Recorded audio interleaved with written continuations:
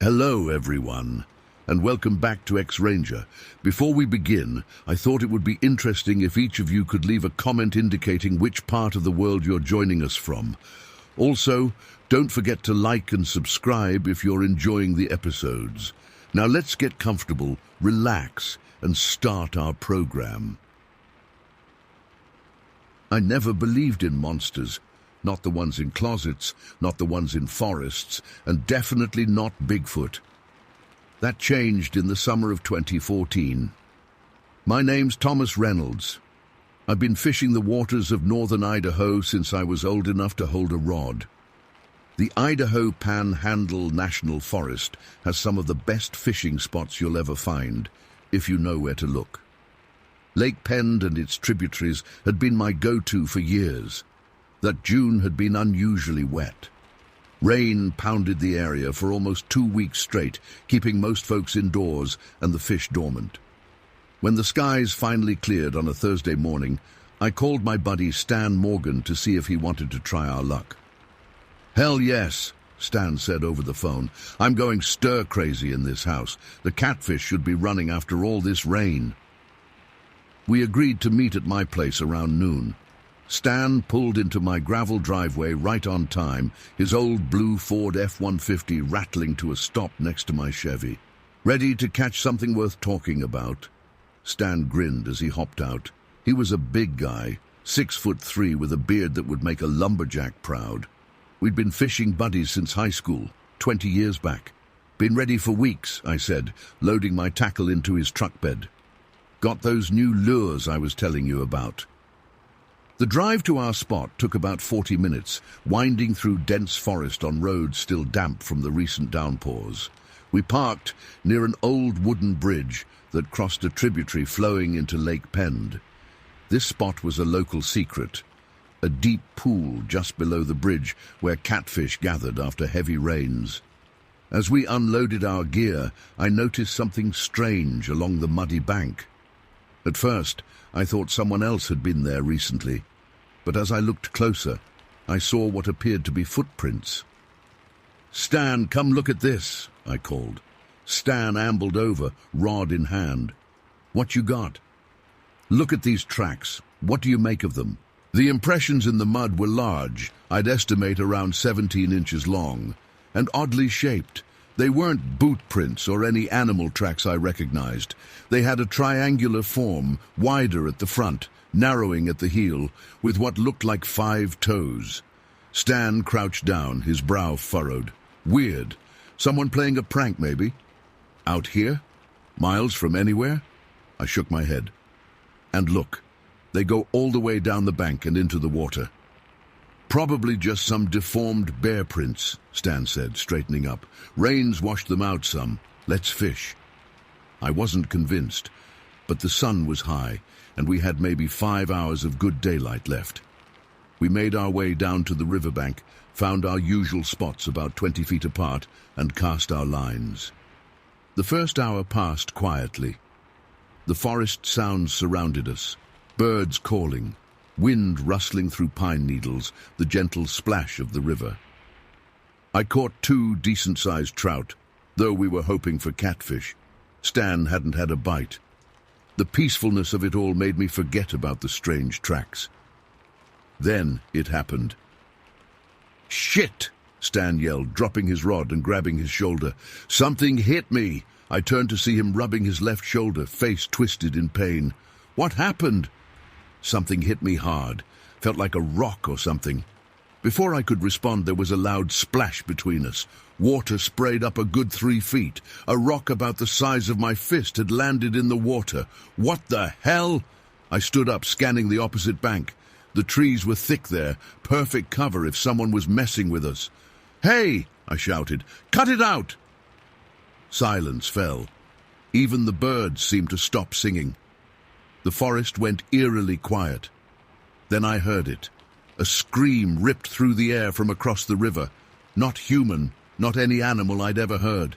It started low, then rose to a pitch that made my skin crawl. It was primal, raw, and so loud it seemed to vibrate the air around us. But what struck me most wasn't just the volume or the alien quality of it. It was the intent behind it. That scream carried meaning. It was a warning, a threat directed right at us. Stan and I locked eyes. 20 years of friendship allowed for wordless communication. We both knew we needed to leave, now. "Get your stuff," I said, already reeling in my line with shaking hands. We moved fast, gathering our gear without bothering to organize it properly. Another rock hit a tree trunk about 3 feet from my head, sending bark flying. "Jesus," Stan hissed, "let's go." We scrambled up the bank, the weight of our tackle boxes and rods suddenly feeling like nothing. The adrenaline pumping through my system had me hyper-aware. The sound of our boots in the mud, Stan's heavy breathing, a branch snapping somewhere across the river. We reached the truck and threw our gear into the bed. That's when I noticed it. Stan's blue Ford was splattered with what looked like mud. Dark, wet clumps covered the driver's side door and part of the windshield. "Did you drive through a mud puddle on the way in?" I asked, pointing. Stan shook his head. "Road was wet but not muddy. That wasn't there before." As we secured the gear, new sounds came from the direction of the bridge. Heavy footsteps, like something big moving fast. Then a rhythmic noise, whack, whack, whack. Something was striking a tree or branch against another object. The sound pattern was too regular to be random. Whatever was making that noise was doing it deliberately. "Get in," Stan said, fumbling with his keys. We jumped into the cab, and Stan fired up the engine. The tires spun on the damp ground before catching, and we fishtailed onto the dirt road. Stan drove faster than was safe on the winding forest road, but neither of us suggested slowing down. About a mile from our fishing spot, I rolled down my window to get some air. My heart was still racing, and I felt lightheaded.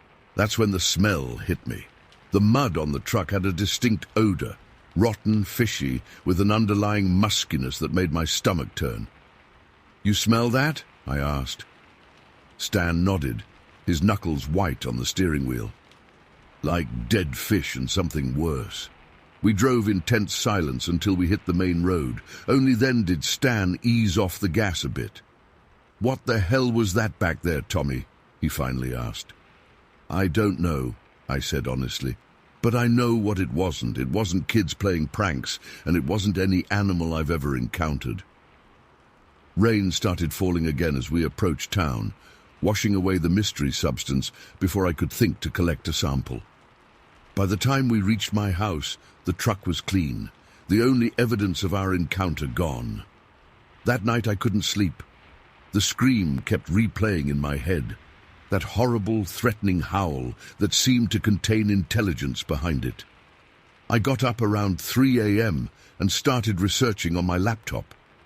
I looked up local wildlife, trying to match what I'd heard to known animals. Nothing fit. Then, almost against my will, I typed Bigfoot Idaho sightings into the search bar. The results made my blood run cold. Dozens of reports from the Panhandle area described similar encounters, strange tracks, rock throwing, and that distinctive scream. Many mentioned a foul smell, often compared to rotten fish or decay. For the next few days, I tried to rationalize what had happened. Maybe it was a bear. Maybe some local kids were playing an elaborate prank. Maybe Stan and I had worked ourselves up over nothing. But deep down I knew better. Those tracks were not bear tracks. That scream was not from any recognized animal. The deliberate rock throwing showed intelligence and intent. And that smell, that specific horrible stench, matched too many Bigfoot accounts to ignore. I called Stan a week later to see if he wanted to go fishing again, choosing a different spot far from Lake Pend. "Not a chance," he said flatly. "I'm done with that area for good." "You think it was—" I couldn't bring myself to say it. "I don't know what it was," Stan replied. "And I don't want to know. But whatever it was, it didn't want us there." Since that day, I've become something of an amateur researcher. I've collected dozens of accounts from the Idaho Panhandle region, mapping sightings and encounters. I've spoken with local Native American elders who have their own names and stories about the creatures that inhabit the deep forests. I've even gone back to that spot near the bridge twice, in daylight with a group and armed, but found nothing conclusive. Some nights I still wake up hearing that scream.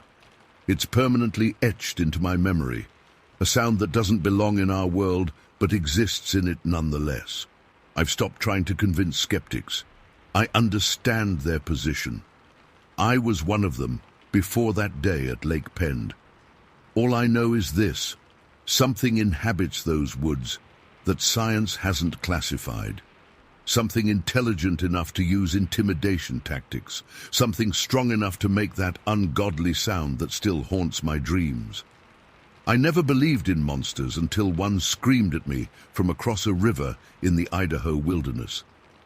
Now, I don't fish alone anymore, and I always scan the tree line before settling in at any spot, because sometimes, when you're enjoying nature, nature is watching you back. And not all of its eyes belong to creatures we put names to. Last month, I got a call from a hunter named Doug Pritchard, who'd had a similar experience about 10 miles from our spot. He'd found tracks after a rainstorm, heard wood knocking, and had rocks thrown at his camp. He wanted to know if I'd go back out there with him to investigate. I told him I would. Maybe it's foolish, but I need to know for sure what's out there. I need evidence that will convince others of what Stan and I experienced. If it is a Bigfoot, and I believe it is, then it's not just a legend or campfire story. It's a living, breathing species that's managed to stay hidden despite our encroachment into its territory. Next week, Doug and I are heading back into the Panhandle Forest. I've got trail cameras, plaster for casting tracks, and recording equipment. Stan thinks I'm crazy. Maybe I am, but that scream changed everything for me. It drew a line through my life, before and after, and I can't go back to not knowing, to pretending it was just my imagination. Because when something screams at you like that, with purpose and anger and intelligence behind it, you don't just walk away and forget. You either run from it forever, or you turn around and face it. I've done enough running. Story 2. I felt eyes on me before I saw anything. It was that unmistakable prickle on the back of my neck, the feeling you get when you're being studied. We were in the parking lot of Buckner's General Store, about 20 miles outside of Charlotte.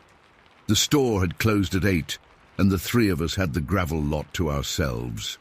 My buddy Travis had grown up in these parts, and his cousin Rodney was a local too. I was just passing through on a summer road trip, seeing parts of North Carolina I'd never visited before. The evening had cooled nicely after a blistering hot June day. We sat on the tailgate of Rodney's pickup truck, drinking beers from the cooler and shooting the shit while Rodney's 3 hunting dogs paced and whined in the truck bed behind us. They were some kind of hound mix, lean, muscular animals with droopy ears and restless eyes. These dogs can track anything, Rodney had boasted earlier. Deer, fox, coon, don't matter. Once they get the scent, ain't nothing getting away. I nodded, only half listening as I scanned the empty lot. It was close to 10 p.m. now, and the darkness had settled in thick around us. The only light came from a single security lamp over the store entrance and the glow of our cell phones. Beyond the lot stretched a wide field, and past that, dense woods that seemed to absorb all light. "You okay, Mitchell?" Travis asked, noticing my distraction. "Yeah," I said, cracking open another beer. "Just feels like someone's watching us." Rodney laughed. "Probably is.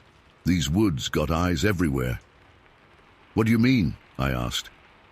Rodney gestured with his beer toward the field across the road. "You know that melon field over there? Used to be a house standing right in the middle of it.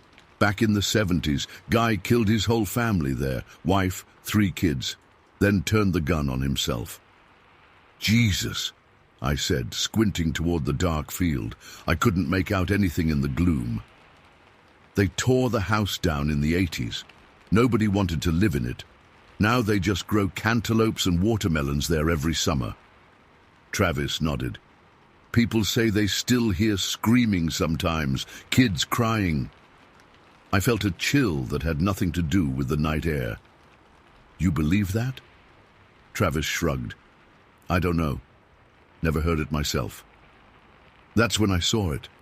At first it was just a shadow, different from the other shadows. It stood behind a large oak tree at the edge of the melon field, maybe 45 feet away from us. I blinked, thinking my eyes were playing tricks, but it was still there. Hey, I said, my voice dropping to a whisper. Look over there, by that big tree. Both men turned to look. I don't see nothing, Travis said. There, I insisted, pointing. Something standing behind that tree. See how it moves? As if responding to being noticed, the figure shifted slightly. That's when I realized how tall it was. The tree was massive, but this thing stood nearly as high as the lowest branches. 7, maybe 8 feet tall. And the shoulders, Jesus, the shoulders were huge. Broader than any man I'd ever seen. It was keeping the trunk between us and itself, hiding but watching. Rodney's eyes narrowed. I see it now. The dogs suddenly went crazy. All three jumped up in the truck bed, barking and growling, running in circles and throwing themselves against the sides of the truck. Whoa! Settle down! Rodney shouted, but the dogs ignored him completely. I'd never seen hunting dogs act like this. These were trained animals, but now they were frantic, almost panicked. Then the smell hit us. It rolled across the parking lot like a physical wave, heavy, musky, with the unmistakable stench of something rotten underneath. Like a sewer pipe had broken under a pile of dead skunks. What the hell is that smell? I gagged, pressing my sleeve against my nose. Rodney stood up slowly, his eyes never leaving the tree line. We need to go. What? Why? What is... A growl cut through the night. Not from the dogs, from the field. It was deep, guttural, nothing like any animal I'd ever heard. The sound made my skin crawl and the hair on my arms stand up. The figure moved again, and this time it stepped partially into view. I still couldn't make out details, but I saw the silhouette clearly, massive, with a head that seemed to sit directly on those enormous shoulders, no neck, and it was watching us. I knew it with absolute certainty. Then all hell broke loose. The woods beyond the field erupted with noise, howls, whistles, screams, not human screams, but not quite animal either. Something in between that was worse than either. The sounds came from all directions, like we were surrounded. The dogs in the truck bed went from frantic to hysterical. They howled back as if they were tracking something, the bay of hounds on a scent, but mixed with fear I'd never heard in hunting dogs before. "Get in the truck!" Rodney yelled, already moving. He fumbled with his keys, dropping them once before snatching them up from the gravel. I couldn't move. My eyes were fixed on the figure, which had now stepped completely away from the tree. In the dim light, I could see it was covered in something, hair or fur, dark and matted. It took a step toward us. Travis grabbed my arm, yanking me toward his car. "Mitchell, move your ass!" That broke my trance. I stumbled after Travis, glancing back over my shoulder. The thing was advancing now, not running but moving with purpose. More howls echoed from the woods, closer this time. I dove into Travis's car as he started the engine. Rodney's truck roared to life beside us, the dog still barking wildly in the back. We peeled out of the lot, gravel spraying behind us. Through the rear window, I saw the massive figure reach the edge of the parking lot just as we tore onto the main road. We drove in silence for several minutes. Travis white-knuckling the steering wheel, me twisted around, watching the road behind us. My heart hammered against my ribs. Rodney's truck followed close behind us, headlights bright in our mirror. "What the fuck was that?" I finally managed. Travis shook his head. "I don't know, man. Did you see it, how big it was?" I saw something. His voice was tight, controlled, but I could hear the fear underneath. We drove straight to Travis's house, a small ranch-style place about 15 minutes away. Rodney pulled in behind us, his dogs now quiet but visibly agitated, pacing nervously in the truck bed. Inside, Travis turned on every light in the house before grabbing 3 glasses and a bottle of whiskey from a cabinet. His hands shook as he poured. "You want to tell me what just happened?" I demanded, downing half my glass in one swallow. The liquor burned, but it helped steady my nerves. Rodney slumped into a chair at the kitchen table. "Wasn't supposed to be real," he muttered. "What wasn't?" Travis and Rodney exchanged a look. "People around here," Travis started. "They talk about something in these woods. Been talking about it for years." "Something like what?" I pressed. "Like what we just saw," Rodney said flatly. "Big, hairy, not a bear, not a man, something else." I stared at them. "Are you saying that was a fucking Bigfoot?" Neither answered directly. Travis refilled our glasses. "My granddaddy saw one back in the 60s, Rodney finally said, "coming back from a hunting trip. Said it crossed the road in front of his truck, carrying a dead deer over its shoulder like it was nothing." "I never believed those stories," Travis added.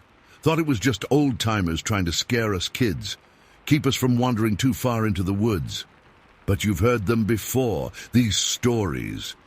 Travis nodded. "Sure, everybody around here has. The screams in the night, the footprints, hunters going missing. But it's like ghost stories, you know? Nobody really believes them, or at least I didn't."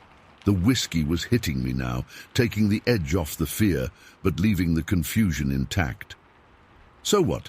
There's a family of Sasquatches living in the woods outside Charlotte, and nobody's proven it." "People have tried," Rodney said. "There was a group of researchers came through here in the 90s, set up cameras, took plaster casts of footprints, but nothing conclusive ever came of it." I shook my head, trying to make sense of what we'd seen. The massive silhouette, the inhuman sounds, that overwhelming stench. "Those howls," I said. "That wasn't just one thing out there." "No," Rodney agreed. "That was a group, talking to each other." A chill ran through me at the thought. Not just one creature, but many, communicating, coordinating. We were interrupted by a knock at the door. All 3 of us jumped. "It's just my uncle," Travis said, though he looked relieved when he checked through the peephole before opening the door. Earl Wilson was in his late 60s, a barrel-chested man with leathery skin and hands gnarled from decades of manual labor. He stepped inside, nodding to us. "Rodney called," he explained. "Said you boys had a scare." Travis poured another glass of whiskey and handed it to his uncle, who took it with a nod of thanks. "We saw something at Buckner's," Travis told him. "By the old Simmons place." Earl's expression darkened. He sat down heavily at the table. "Tell me exactly what you saw." I described the figure, its height, its massive shoulders, the way it moved. I told him about the howls and whistles that had erupted from the woods, the dog's reaction, and the overwhelming stench. Earl listened without interrupting. When I finished, he drained his whiskey glass and set it down with a thunk. "I seen it too," he said simply, "back in 87 and again in 92. The room fell silent. Earl had lived in this area his entire life. He wasn't the type to make up stories or exaggerate. "What is it?" I asked. Earl shrugged. "Nobody knows for sure. Indians around here had names for it. The settlers had stories too. My daddy called them woods devils. Most folks just don't talk about it." "How can something that big stay hidden?" I pressed. "These woods go deep," Earl said. "Thousands of acres, some of it never logged, never developed. Caves, ravines, places people don't go, and they're smart. They know how to stay out of sight." "They," I echoed. "There's more than one. Always has been. Family groups, from what I've heard." My mind was reeling. Everything I thought I knew about the world seemed suddenly uncertain. If these creatures existed, what else might be real? "Why did it approach us?" Travis asked. "They usually stay away from people, right?" Earl frowned. "Usually, but they get bold sometimes. Curious. And if you were near their territory—" "The dogs," Rodney interjected. "My dogs set them off." Earl nodded. Could be. They don't like dogs. Dogs can track 'em. We talked late into the night. Earl told us about his own encounters, glimpses in the forest, strange findings during hunting trips, massive footprints after heavy rains. Rodney shared stories he'd heard from other hunters. Travis recalled warnings from his childhood that he'd dismissed as tall tales meant to keep kids from wandering too far. Around 2 a.m., Earl stood to leave. Sun'll be up in a few hours. They don't move around much in daylight. What do we do now? I asked. Report it? Earl gave a short, humorless laugh. To who? Sheriff? Forest Service? They've heard it all before. Either they don't believe it, or they know and don't want to deal with it. So we just forget it happened? No, Earl said, his voice serious. You remember it. You respect it. These woods ain't just ours. They've been here a lot longer than us. After Earl left, the three of us sat in silence. Eventually, Travis made up the couch for me. No way was I driving to a motel after what we'd seen. You believe now, don't you? Travis asked as he handed me a blanket. I thought about the massive figure stepping from behind the tree, the howls that had echoed through the night, the terror in those hunting dogs. Yeah, I said, I believe. I barely slept that night. Every sound from outside made me tense. The creak of branches, the rustle of leaves, the distant calls of night birds. I kept thinking about those eyes I'd felt on me before I even saw the creature. The sensation of being watched, studied, assessed. And I wondered if, even now, something was watching the house, waiting for us to step outside. In the morning, everything looked normal. Birds sang. The sun shone. Rodney's dogs had calmed down. Though they stayed close to the house, their usual enthusiasm for exploring the yard noticeably absent. I left North Carolina the next day, continuing my road trip, but I found myself avoiding wooded areas, sticking to main highways rather than the scenic routes I'd originally planned. At night, in motel rooms, I'd wake at the slightest noise outside my window. It's been 11 years since that night at Buckner's General Store. I've told this story a few times, usually met with skepticism or outright disbelief. I understand. I wouldn't have believed it either before. But sometimes, even now, I get that sensation again. The prickle on the back of my neck, the certainty that eyes are watching me from just beyond the light. And I wonder if they followed me home, if they're everywhere, hidden in patches of wilderness all across the country, watching and waiting. And I wonder what they're waiting for. Anatiti. Story 3. The Louisiana heat pressed down like a wet blanket as I adjusted my helmet. Sweat trickled down my spine, pooling at the small of my back. Fort Pogue's summer nights were brutal, especially when you were digging division bunkers in Pisson Ridge's marshy soil. I'm Sergeant James Wilson. Back in 1969, I was just another grunt prepping for Vietnam, counting down the days until deployment. That night in the swamp changed everything. Wilson, put your back into it, Staff Sergeant Finch barked, kicking at the loose dirt beside our half-finished bunker. My buddy Dale Hawkins and I had been digging for hours, carving out the depression that would serve as our home for the night. The bunkers were simple, just deep enough to provide cover, with a small ledge for sitting and keeping watch. By 1800 hours, we had 12 bunkers spread in a defensive perimeter, each positioned about 20 yards apart. Gonna be a hot one tonight, Dale said, wiping his brow with a dirt-streaked forearm. Reckon we got the short end staying closest to that tree line. I glanced at the dense wall of cypress and tupelo trees about 40 yards from our position. Something about those woods made the hairs on my neck stand up. Too dense, too dark. The light seemed to get swallowed up 10 feet in. Better than Kowalski's spot, I said, nodding toward the opposite end of our perimeter where the ground was practically underwater. As darkness fell, the drill sergeants assigned watch rotations. Dale and I got the 2 to 4 shift. The night settled in, and the platoon grew quiet except for the occasional cough or whispered conversation. The first strange thing I noticed was the silence. Louisiana swamps are typically alive with sound, frogs croaking, insects chirping, night birds calling. But that night, nothing. Just the oppressive heat and humidity pressing in around us. At 0200 hours, I nudged Dale awake for our watch. We sat side by side on the ledge of our bunker, M14s resting across our laps. The moon was nearly full, casting enough light to make out the shapes of the other bunkers and the outline of the tree line. "Quiet night," Dale mumbled, still half asleep. "Too quiet," I replied. "Listen." Dale cocked his head. "Don't hear nothing." "That's what I mean. Where are the frogs? The crickets?"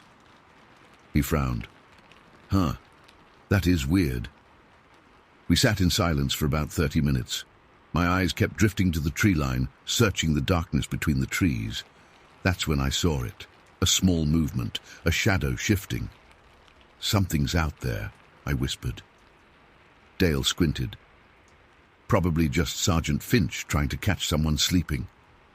Before I could respond, something hit the dirt beside us with a soft thud. I jerked my rifle up, heart hammering. "The hell was that?" Dale hissed. I reached down and picked up a rock about the size of a baseball. "Someone's throwing rocks at us." We both stared at the tree line. Nothing moved, but the feeling of being watched intensified. "You think it's the cadre?" Dale asked. "Making the exercise more realistic?" "Maybe," I said, but I didn't believe it.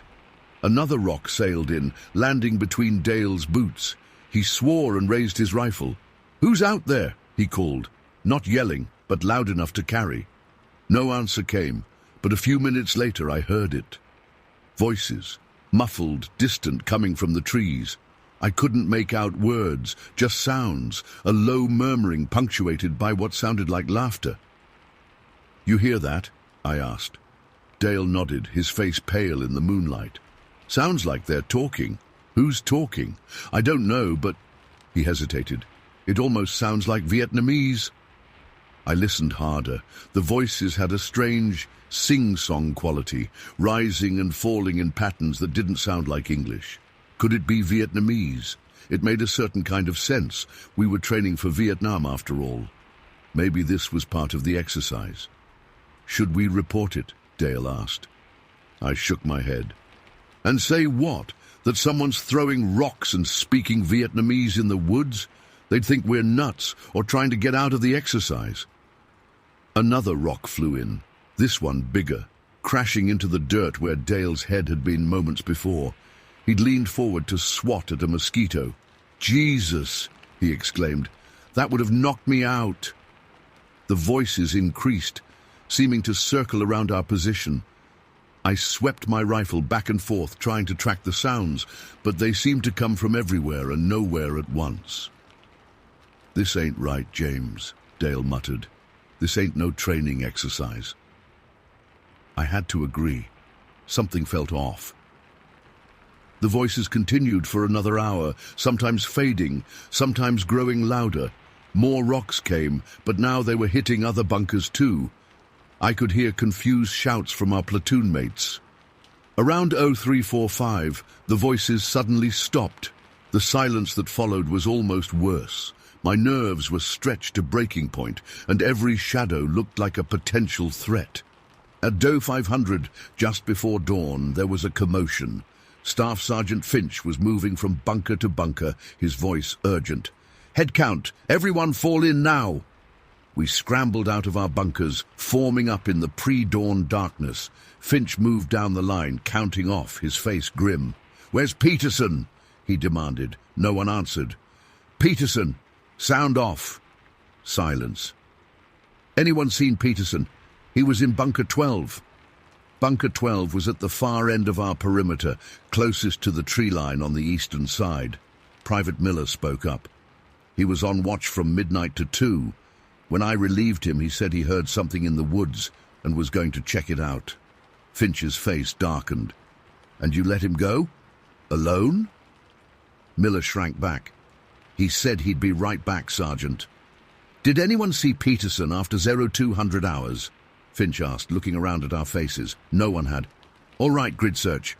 Teams of 2, 5-yard spacing. Move out." For the next hour, we combed the area around the perimeter, calling Peterson's name. We found nothing. No tracks, no equipment, no sign he'd ever been there. It was as if he'd vanished into thin air. As the sun rose, we expected to begin the 10-mile march back to base as planned. Instead, 3 deuce-and-a-half trucks rumbled down the dirt road toward our position. "Load up," Finch ordered. "We're heading back." "What about Peterson?" someone asked. "Other units will continue the search," Finch replied, but his eyes didn't meet ours. On the drive back, we passed civilian vehicles heading toward Pisson Ridge, Sheriff's Department, local police, and what looked like game wardens. 2 helicopters buzzed overhead, flying low and slow. Around 800 hours, as our trucks neared Fort Pogue, we heard it. A sudden eruption of automatic weapons fire from the direction of Pisson Ridge. It wasn't a few shots. It was sustained fire, multiple weapons discharging simultaneously. It lasted about 45 seconds, then stopped as abruptly as it had started. The trucks didn't slow down. No one spoke. We all just looked at each other, questions in our eyes that no one dared ask aloud. Back at Fort Pogue, we were ordered to clean our equipment and report to the mess hall. No one mentioned Peterson or what had happened at Pisson Ridge. When Dale tried to ask Sergeant Finch about it, he was shut down immediately. "That's above your pay grade, soldier. Drop it." The official story, when it finally came down 3 days later, was that Private Michael Peterson had wandered off during the night exercise and gotten lost in the swamp. Search teams were still looking, but given the dangers of the terrain, quicksand, alligators, water moccasins, hopes were not high. I didn't buy it. Neither did Dale or most of the others who'd been there that night. "They're lying," Dale whispered to me in the barracks that night. "Something happened out there, something they don't want us to know about." "But what?" I asked. "What could have happened that they need to cover up?" "Those voices," Dale said. "They weren't Vietnamese. They weren't human at all." I wanted to dismiss his words as crazy talk, but I couldn't, because deep down I felt the same way. Those voices had an otherworldly quality that still haunted my dreams. 2 weeks later, we shipped out to Vietnam. In the chaos of war, the Pisson Ridge incident faded into the background, but I never forgot, and I never stopped wondering what had happened to Peterson. After Vietnam, I tried to track down information about the incident. I filed Freedom of Information Act requests, contacted former platoon members, even visited Fort Pogue, which had by then been largely decommissioned. Every official channel led to a dead end. "No record of any incident at Pisson Ridge in 1969, they'd say. No record of a Private Michael Peterson going missing during training. It was as if they'd erased it all. Peterson, the incident, everything. In 1987, I got a call from Dale Hawkins. We hadn't spoken in years. "James," he said, his voice tight with excitement. "I found Miller." Richard Miller had been the last person to see Peterson alive. He'd left the army after Vietnam and dropped off the radar. "Where is he?" "Working as a park ranger in Oregon. And James, he's got a story to tell." 2 weeks later, I sat across from Miller in a diner outside of Portland. He looked older than his 40 years, his face weathered, eyes haunted. "I've been waiting for someone to find me," he said after we exchanged greetings. "Figured it'd be someone from the old unit." "I want to know what happened at Pisson Ridge," I said. "The real story." Miller glanced around the diner, then leaned forward. "Peterson didn't just wander off. He was taken." "Taken? By who?" "Not who. What?" Miller took a deep breath. "When Peterson relieved me at midnight, he was nervous, said he'd been hearing things, voices in the woods. I told him it was probably just wildlife, but he wasn't convinced." "Did he say what kind of voices?" "Said they sounded like they were speaking a language, but not one he recognized. And he said—" Miller hesitated. "He said he'd seen something big moving between the trees, bigger than a man." I felt a chill despite the diner's warmth. What happened after you left him? I went back to the bunker, tried to sleep. Around Joe 1:30, I heard Peterson yell. Not a scream, more like a surprised shout. I grabbed my rifle and ran toward his position. By the time I got there, he was gone. Just gone. Miller's hands trembled slightly. But there was something else. Tracks. Big tracks, like bare feet but huge, leading into the woods. Did you report this? I tried. I told Sergeant Finch when he found me at Peterson's bunker. He looked at the tracks, then ordered me back to my position. Told me if I ever mentioned what I'd seen, he'd make sure I spent the rest of my enlistment in the stockade. And the gunfire we heard on the way back to base? Miller's face went pale. They found something, or something found them. Over the next few years, I connected with others who'd had strange experiences at Pisson Ridge. Hunters who heard unnatural sounds deep in the swamp. Local residents who spoke of tall, hairy figures glimpsed at twilight. A former sheriff's deputy who claimed his department had been ordered to destroy photos taken at the ridge the day Peterson disappeared. I became convinced that what we heard that night, what Dale thought were Vietnamese voices, was actually Sasquatch, Bigfoot, whatever you want to call them. A group of them communicating with each other as they observed our platoon. And for whatever reason, they took Peterson. The military covered it up. Of course they did. What else could they do? Admit that an American soldier had been taken by a creature most people consider a myth. Acknowledge that something non-human, something intelligent, was living in the Louisiana swamps. In 1992, I made one last attempt to get answers. I tracked down Colonel Robert Andrews, who had been the commanding officer at Fort Pogue in 1969. He was retired now, living in Arizona. He received me politely enough, offered me a drink, asked about my time in Vietnam. But when I mentioned Pisson Ridge and Peterson, his demeanor changed. "Some things are best left alone, Sergeant Wilson," he said, his voice cold. "For everyone's safety." "Peterson had a family," I said. "Don't they deserve to know what happened to their son? Would it comfort them to know the truth?" His eyes bored into mine.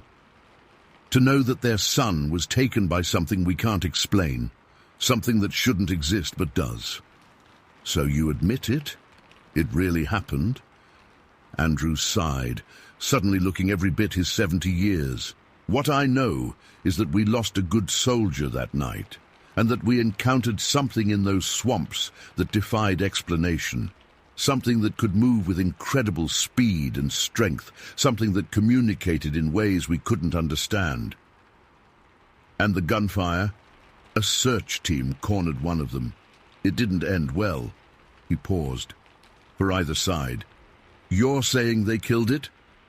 "I'm saying there were casualties, human and otherwise." Andrew stood up, indicating our conversation was over. The official records were sealed. The area was declared off-limits for environmental reasons, and everyone involved was sworn to secrecy under national security provisions. "Why?" I demanded. "Why the cover-up?"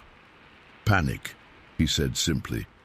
"Imagine the public reaction, and imagine the reaction of these beings if we'd gone public.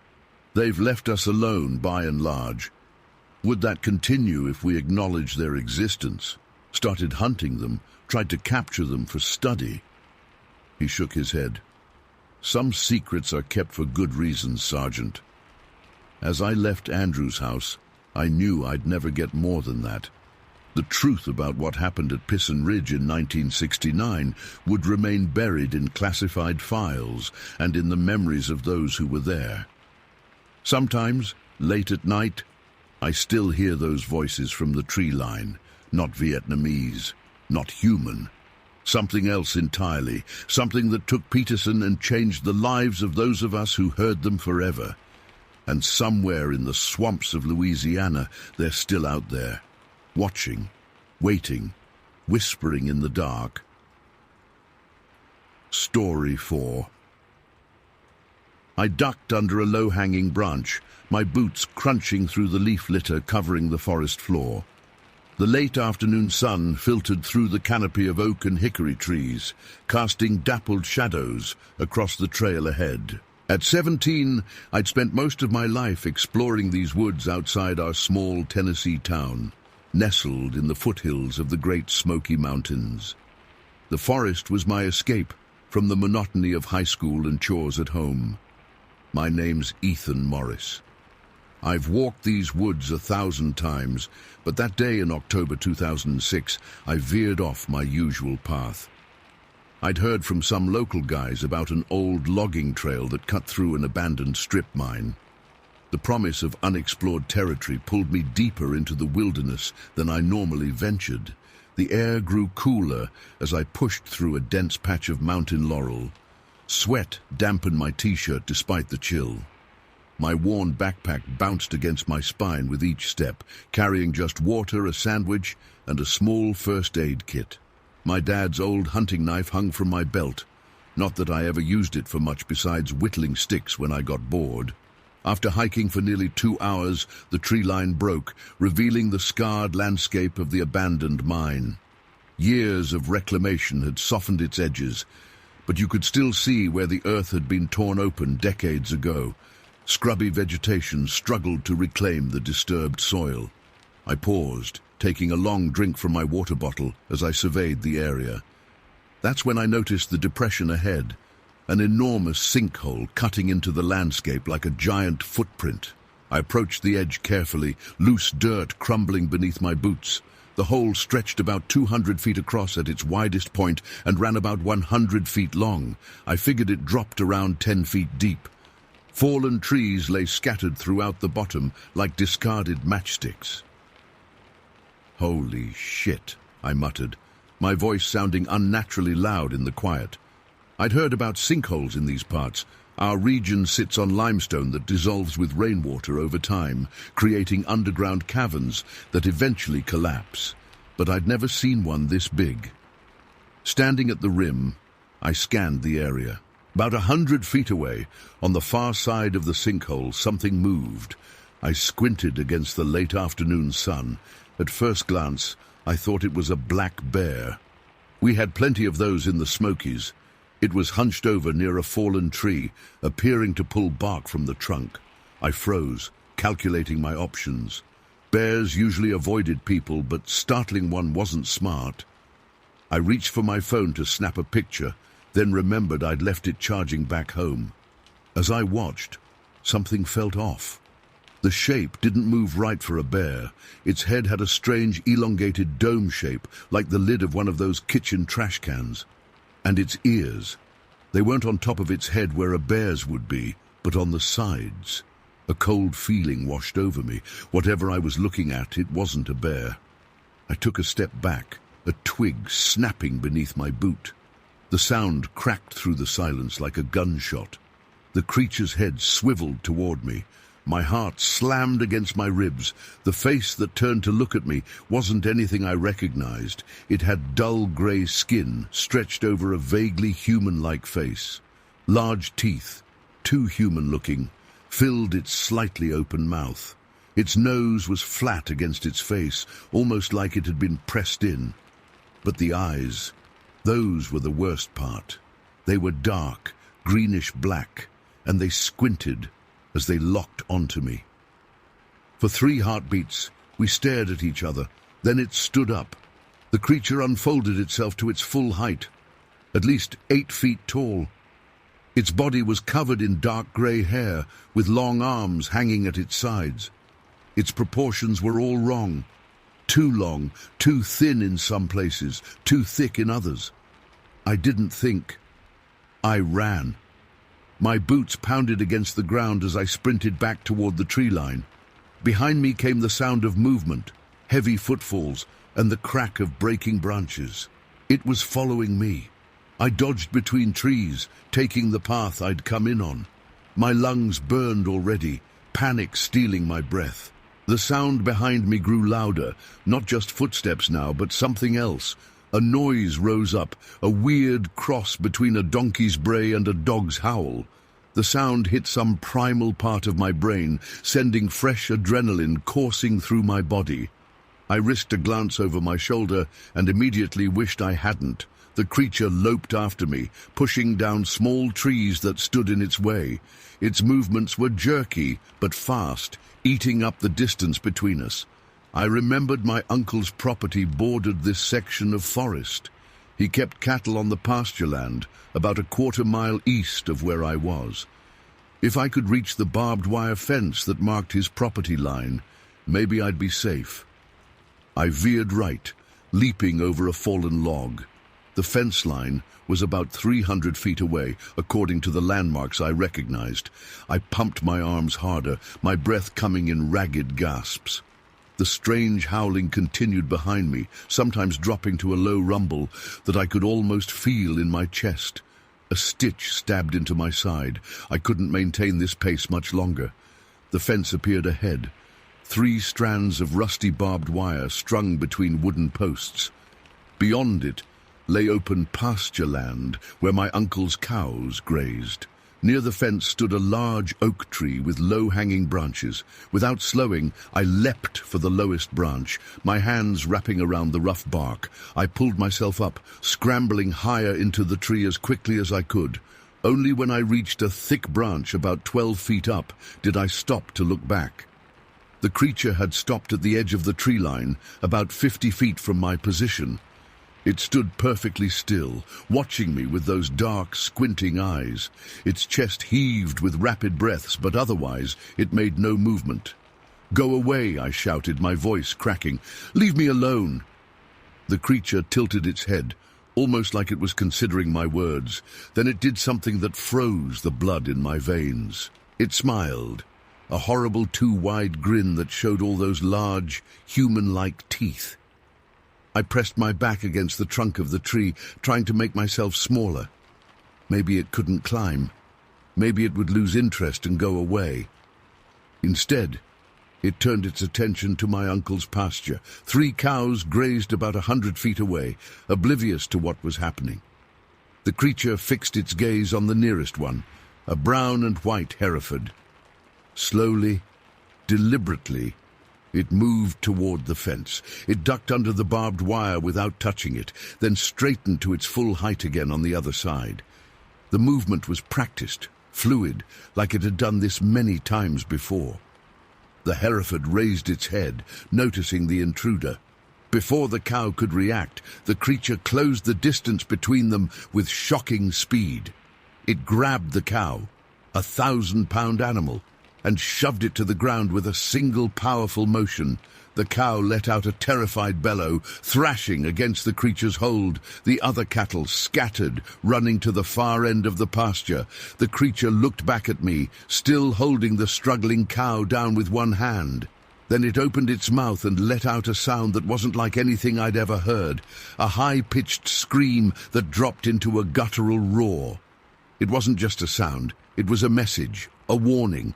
"This is what I can do to you." I didn't wait to see what happened next. I scrambled down from the tree, dropping the last few feet and landing hard. Pain shot through my ankle, but I ignored it. I ducked through the fence and ran across the pasture, away from the creature and its prey. I ran until my legs gave out, collapsing in the tall grass a half-mile from where I'd left the creature. My lungs felt like they were on fire. I rolled onto my back, staring up at the sky that was turning orange with sunset. After catching my breath, I pushed myself up and limped the rest of the way home. My house sat on the edge of town, a small 2-story with peeling white paint. By the time I stumbled through the back door, night had fallen. My younger brother Kyle sat at the kitchen table doing homework. He looked up when I crashed through the door. "Dude, what happened to you?" He stared at my dirt-covered clothes and scratched arms. I stood there, trying to find words for what I'd seen. How do you describe something that shouldn't exist? "I saw something in the woods," I finally managed. "Near Uncle Rick's property." Kyle raised an eyebrow. "Something like what?" "Like a—" I hesitated. "Like a monster." Kyle snorted. "Yeah, right. What did it look like, Bigfoot?" "No, it wasn't." It had this weird head and grey skin, and it attacked one of Uncle Rick's cows. Kyle burst out laughing. "You're so full of shit, Ethan. What, did you fall and hit your head or something?" "I'm serious. This thing was 8 feet tall with these creepy eyes." "Save it for your creative writing class." Kyle turned back to his homework. "Mom's working late, by the way. There's pizza in the fridge." I stood there, my heart still hammering in my chest, while my brother casually dismissed the most terrifying experience of my life. Later that night, I lay in bed staring at the ceiling, unable to sleep. Every time I closed my eyes, I saw that creature's face, those teeth, those eyes. I kept hearing that horrible warning cry it had made while pinning down the cow. The next morning, I rode my bike over to Uncle Rick's property, circling around to avoid the woods. I found him fixing a tractor in his barn. "Hey, Uncle Rick," I called, trying to sound casual. "Everything okay with your cattle?" He looked up, wiping grease from his hands. "Morning, Ethan. Cattle? Yeah, they're fine. Why do you ask?" I shrugged. "Just wondering. Thought I heard something yesterday when I was hiking near your fence line." "Well, I did find one of my Herefords with some strange cuts this morning. Probably got caught in the barbed wire, though. Happens sometimes." My mouth went dry. "Can I see?" Uncle Rick led me to a small pen where the injured cow stood. It had several long gashes along its flank and what looked like bruising around its neck and shoulder. "That doesn't look like barbed wire," I said quietly. Uncle Rick frowned. "No, it's odd. Almost looks like something grabbed it. Coyotes don't hunt cattle, and bears don't usually leave marks like this." I nodded, not trusting myself to speak. The cow looked at me with large, frightened eyes. For weeks after, I avoided the woods completely. I made excuses when my friends suggested hiking or camping. I took the long way to school to avoid passing near the tree line. At night, I kept my window closed and locked, despite the stuffy heat of my bedroom. I never told anyone else what I saw. Not my parents, not my friends. After Kyle's reaction, I knew they'd either think I was crazy or playing a prank. So I carried the memory alone, letting it fade to the background of my mind as months passed. But I never forgot. Even now, years later, I sometimes wake up from nightmares where I'm running through endless woods, that horrible howling sound chasing me. In my dreams, I never reach the fence. In my dreams, I feel hot breath on the back of my neck just before I wake up screaming. I moved away from Tennessee after high school, heading to college in Chicago. The concrete jungle felt safer somehow, with its streetlights and constant noise. I told myself the creature was just a bear, that fear and adrenaline had warped my perception. But last summer, I went home from my cousin's wedding. At the reception, I overheard 2 old-timers talking about cattle mutilations in the county, about hunters finding deer carcasses stripped of meat in ways no known predator would leave them, about strange sounds in the night that made their dogs whimper and hide. I left the reception early and drove back to my hotel in the nearby city, refusing to stay in my parents' house at the edge of town.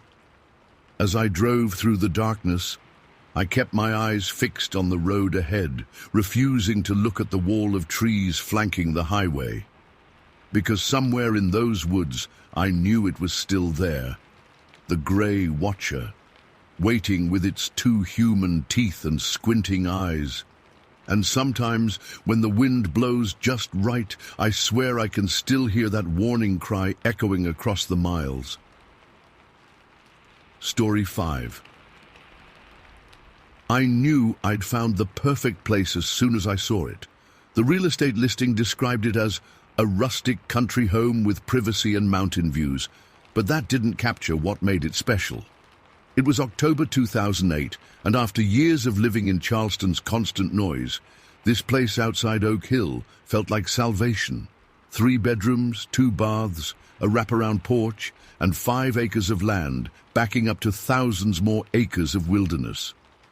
The housing market crash had dropped the price into my range, and I signed the papers on Halloween. My name's William Parker. Most folks call me Will. I'd spent 15 years managing a hardware store, saving enough to finally buy a place where I could hunt, fish, and breathe without neighbors 10 feet away. The move took a week, hauling boxes in my pickup and a rented U-Haul. By November 8th, I'd unpacked enough to function and decided to celebrate with my first hunt on my new property. The morning broke clear and cold, frost covering the dead grass like sugar. I dressed in layers, thermal underwear, flannel shirt, my father's old hunting jacket, and a bright orange vest. I checked my rifle, a Remington 700 I'd owned for 12 years, loaded it, and stuck extra shells in my pocket along with beef jerky and a bottle of water. I locked the house and headed northwest through my backyard, following a rough trail that led to a power line right-of-way I'd spotted during my property inspection. The clearing underneath the high-tension wires provided a straight shot deeper into the woods, away from other houses and closer to what the locals called good deer country. The day warmed slightly as I walked. Fallen leaves crunched under my boots. A woodpecker hammered at a dead tree somewhere to my right. I spotted squirrel tracks in a muddy patch and deer droppings that looked fresh. Good signs. After 40 minutes on the power line cut, I turned east where my maps showed railroad tracks. The realtor had mentioned them as a good hunting spot.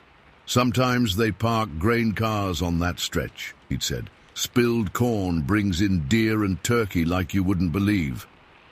I crossed a small stream, jumped over a fallen log, and pushed through a thicket of briars that tore at my pants. The trees thinned, and I found myself looking at the raised gravel bed of the railroad tracks. They gleamed dully in the morning light, two parallel lines cutting through the forest. I climbed the gravel slope and stood on the tracks, looking both ways. No trains in sight. I checked my watch. 9:17 a.m.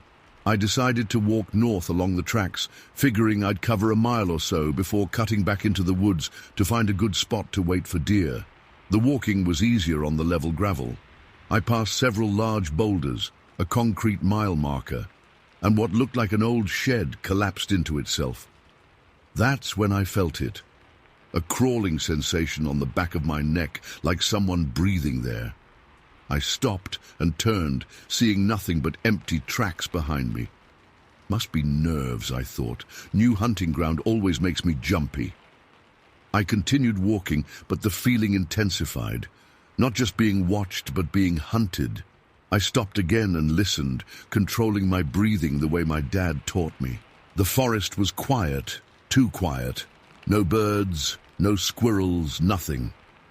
Then I heard it. A subtle rustling from the tree line ahead, maybe 50 yards up the tracks. Then a snap, like a branch breaking under weight. I raised my rifle, pointing it toward the sound, and that's when I saw it. A dark figure stood upright next to a large oak tree. At first I thought it was a man in a dark coat, but something was wrong with the proportions. It was tall, unnaturally tall. I'm 6 foot even, and this thing towered over the surrounding brush, 8 feet at minimum, maybe 9. It wasn't a bear standing on its hind legs. Bears don't stand that straight, that still. This thing was watching me with purpose. Its outline was dark against the lighter trees behind it. I couldn't make out features, just a massive shape with what looked like a head slightly hunched forward. A sound came from it that froze my blood. A low, rumbling growl that no human throat could produce. Not a bear's growl either. This was deeper, with an almost verbal quality, like language stripped to its most primitive form. The message was clear without words. You don't belong here. This is mine. My finger hovered near the trigger of my rifle, but I didn't raise it further. Some instinct told me that shooting would be the worst thing I could do. This wasn't an animal that would be scared off by noise. This wasn't an animal at all, at least not any kind I recognized. It growled again, louder this time, more aggressive. The sound echoed off the hills. I took a step backward, scanning my surroundings. 20 feet to my right stood an old boxcar, its sliding door partially open. Without taking my eyes off the creature, I moved sideways toward it. The thing shifted its weight, but didn't move from the tree line. I reached the boxcar and hauled myself up through the open door. The inside smelled of rust and old grain. Light filtered through cracks in the wooden walls. I positioned myself where I could see out but wouldn't be easily reached. From this elevated position, I had a better view. The creature had dropped into a crouch, its massive form still visible at the edge of the trees. Now it looked more like a gorilla than a man, but larger than any gorilla I'd ever seen pictures of. Its shoulders were impossibly broad, tapering to what appeared to be a smaller waist. I still couldn't make out its face, just darkness where features should be. I heard heavy footsteps and the crunch of gravel. It was moving along the tracks toward me, but staying close to the tree line, as if reluctant to cross into the open. Each step sounded like someone dropping a bowling ball. Grunting noises accompanied its movement, along with heavy, wet-sounding breathing. It breathed through its mouth, not its nose. I could hear the difference. Then the smell hit me. I've gutted deer and found week-old roadkill in summer heat, but nothing prepared me for this stench. It was decay and musk and something chemical all at once, like rotting meat soaked in ammonia and left in the sun. I gagged and covered my nose with my sleeve, but it didn't help. The smell grew stronger as the creature approached my boxcar. It stopped about 30 feet from where I hid. I could hear its breathing, heavy and rhythmic. My own heart pounded so hard I worried the thing could hear it. I clutched my rifle, though I doubted it would do much good. Whatever this creature was, it felt ancient and powerful in a way that made modern weapons seem like toys. For what felt like hours, but was probably 10 minutes, we stayed like that, me hiding, it watching. I caught glimpses of movement, but never a clear view. Just that massive, dark shape, sometimes standing upright, sometimes on all fours. Then abruptly I heard it moving away. The footsteps receded, the breathing faded. It retreated to the tree line where I'd first spotted it, making those same guttural growls, but fainter now. 20 minutes passed before the smell finally dispersed enough that I could breathe normally. I waited another 10 minutes to be sure, then cautiously climbed down from the boxcar. My legs shook so badly I almost fell. I scanned the tree line. Nothing visible now. The forest remained unnaturally quiet. I didn't try to follow the creature or investigate where it had been. Every instinct screamed to get away. I walked backward for the first 100 yards, keeping my rifle ready, then turned and moved as quickly as I could back the way I'd come.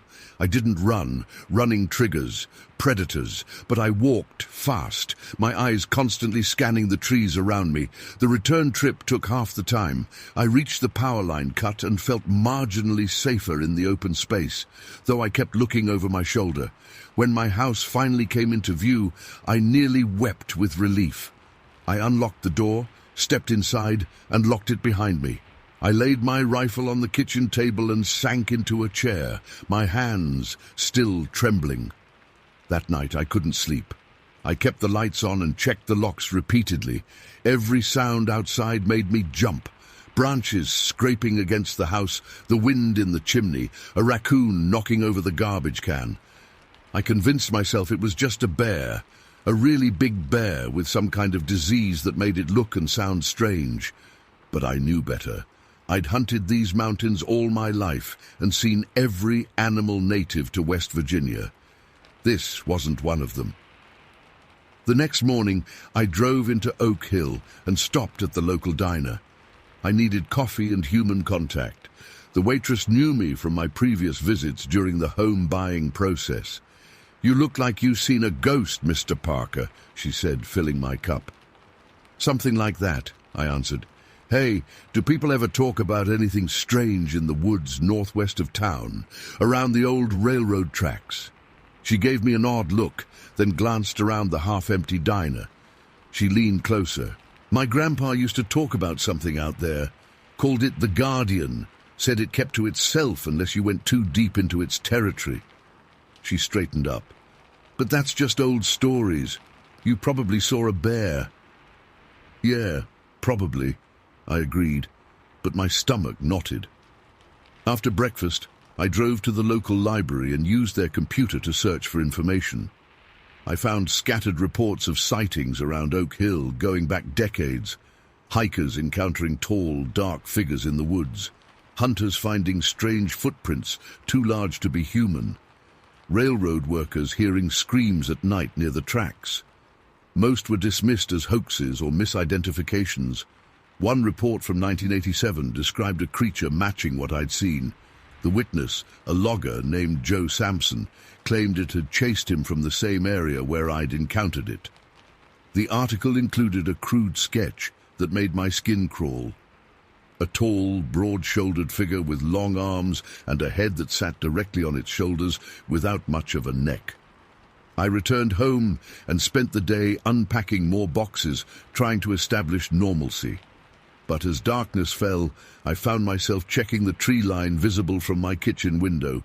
Nothing moved out there, but I couldn't shake the feeling of being watched. That night, I dreamed of the creature. In the dream, it stood at the foot of my bed, its outline black against the darkness, watching me with eyes I couldn't see.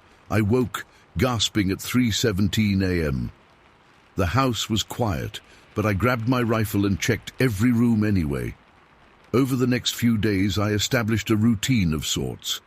I unpacked, arranged furniture, and tried to make the house feel like home. I avoided the northwestern section of my property. I bought additional locks for the doors and windows and installed motion sensor lights around the perimeter of the house. A week after the encounter, I finally worked up the courage to return to the railroad tracks. This time, I went in the afternoon, carrying my rifle and a camera. I followed the same route, moving slowly and stopping often to listen. Nothing felt off until I reached the tracks. Then the silence descended again, that unnatural hush I'd experienced before. I found the boxcar where I'd hidden and photographed the area around it. The ground was too rocky and leaf-covered to show tracks, but I noticed broken branches and disturbed vegetation where the creature had moved along the tree line. I took photos of these too, though they proved nothing. As I was about to leave, I spotted something caught on a thorny bush near where I'd first seen the figure. I approached cautiously and found a tuft of hair, dark, coarse, and longer than any bear hair I'd ever seen. I placed it in a plastic bag from my pocket. The silence broke suddenly with the distant sound of branches snapping. I didn't wait to see what caused it. I turned and hiked quickly back to my house, the hair sample secure in my pocket. That night, I examined the hair under a magnifying glass. It wasn't human hair, too thick and coarse. It wasn't bear fur either. It was black, with reddish-brown tips, almost like orangutan hair, but longer. I put it in an envelope and considered sending it to a laboratory for analysis. But I didn't. Something held me back. I realized I'd become protective of the creature, whatever it was. If it was real, and I knew it was, then it had survived by staying hidden. Exposing it would lead to hunters, researchers, and thrill-seekers invading its territory. I couldn't be responsible for that. I placed the envelope in my desk drawer and locked it. The photos I developed showed nothing conclusive, just woods, train tracks, and the boxcar. The broken branches could have been caused by anything. As weeks passed, I settled into life in my new home. I explored other parts of my property, but avoided the northwest section. Occasionally at night, I heard distant sounds from that direction. Heavy movement in the underbrush, once what might have been that same growl carried on the wind.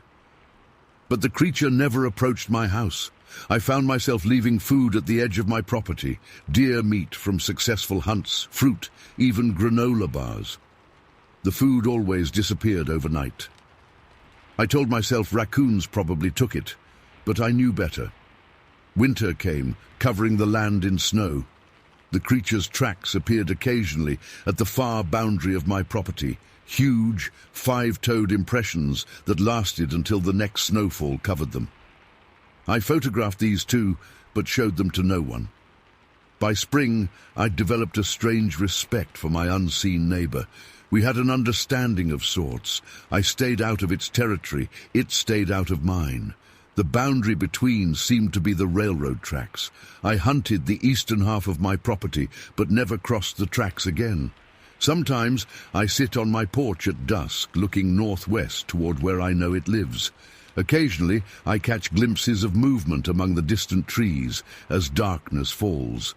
The locals have accepted me as one of their own, and sometimes they share stories, always presented as tall tales or jokes, about strange encounters in those same woods.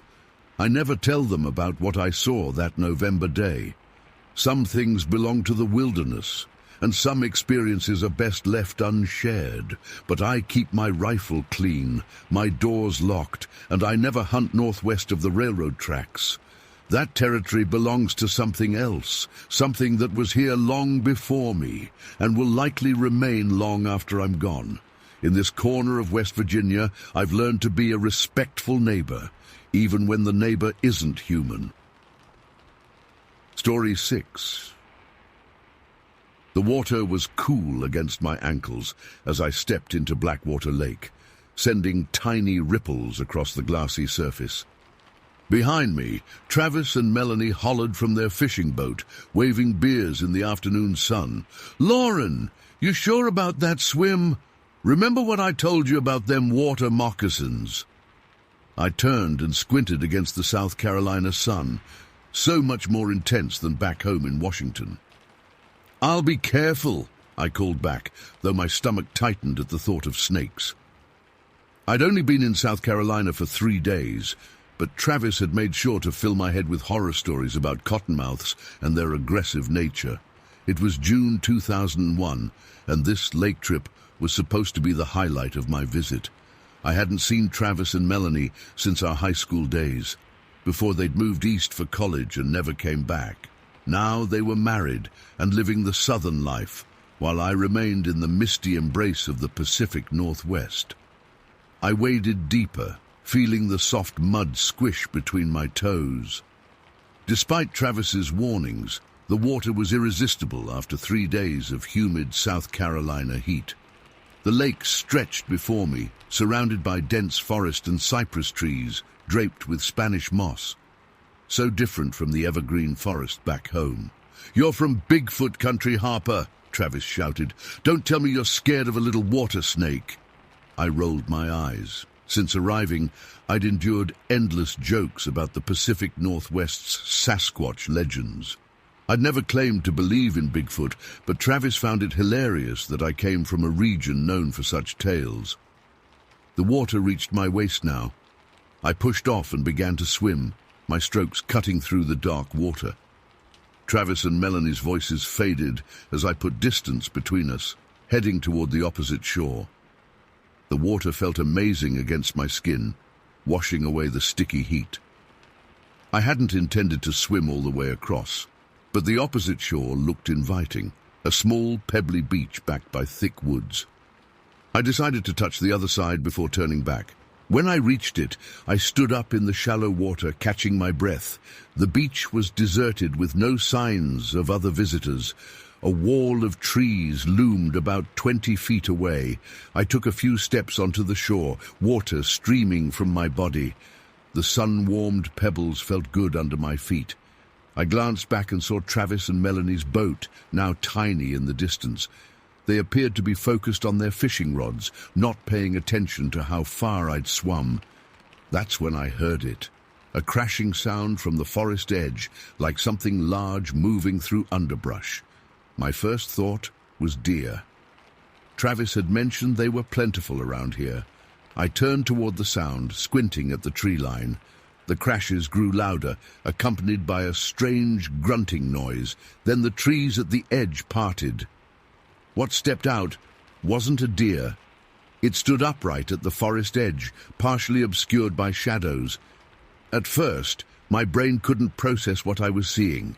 It was enormous, at least 8 feet tall, with shoulders so broad they seemed impossible.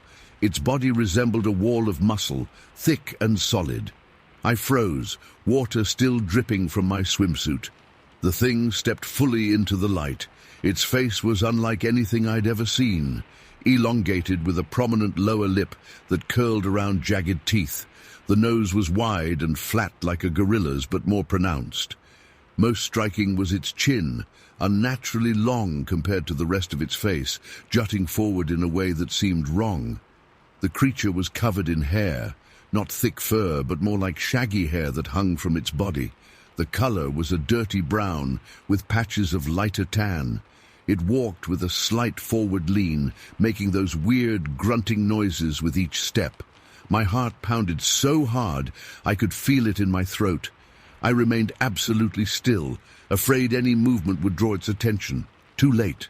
The creature's head swiveled in my direction, two dark eyes fixed on me.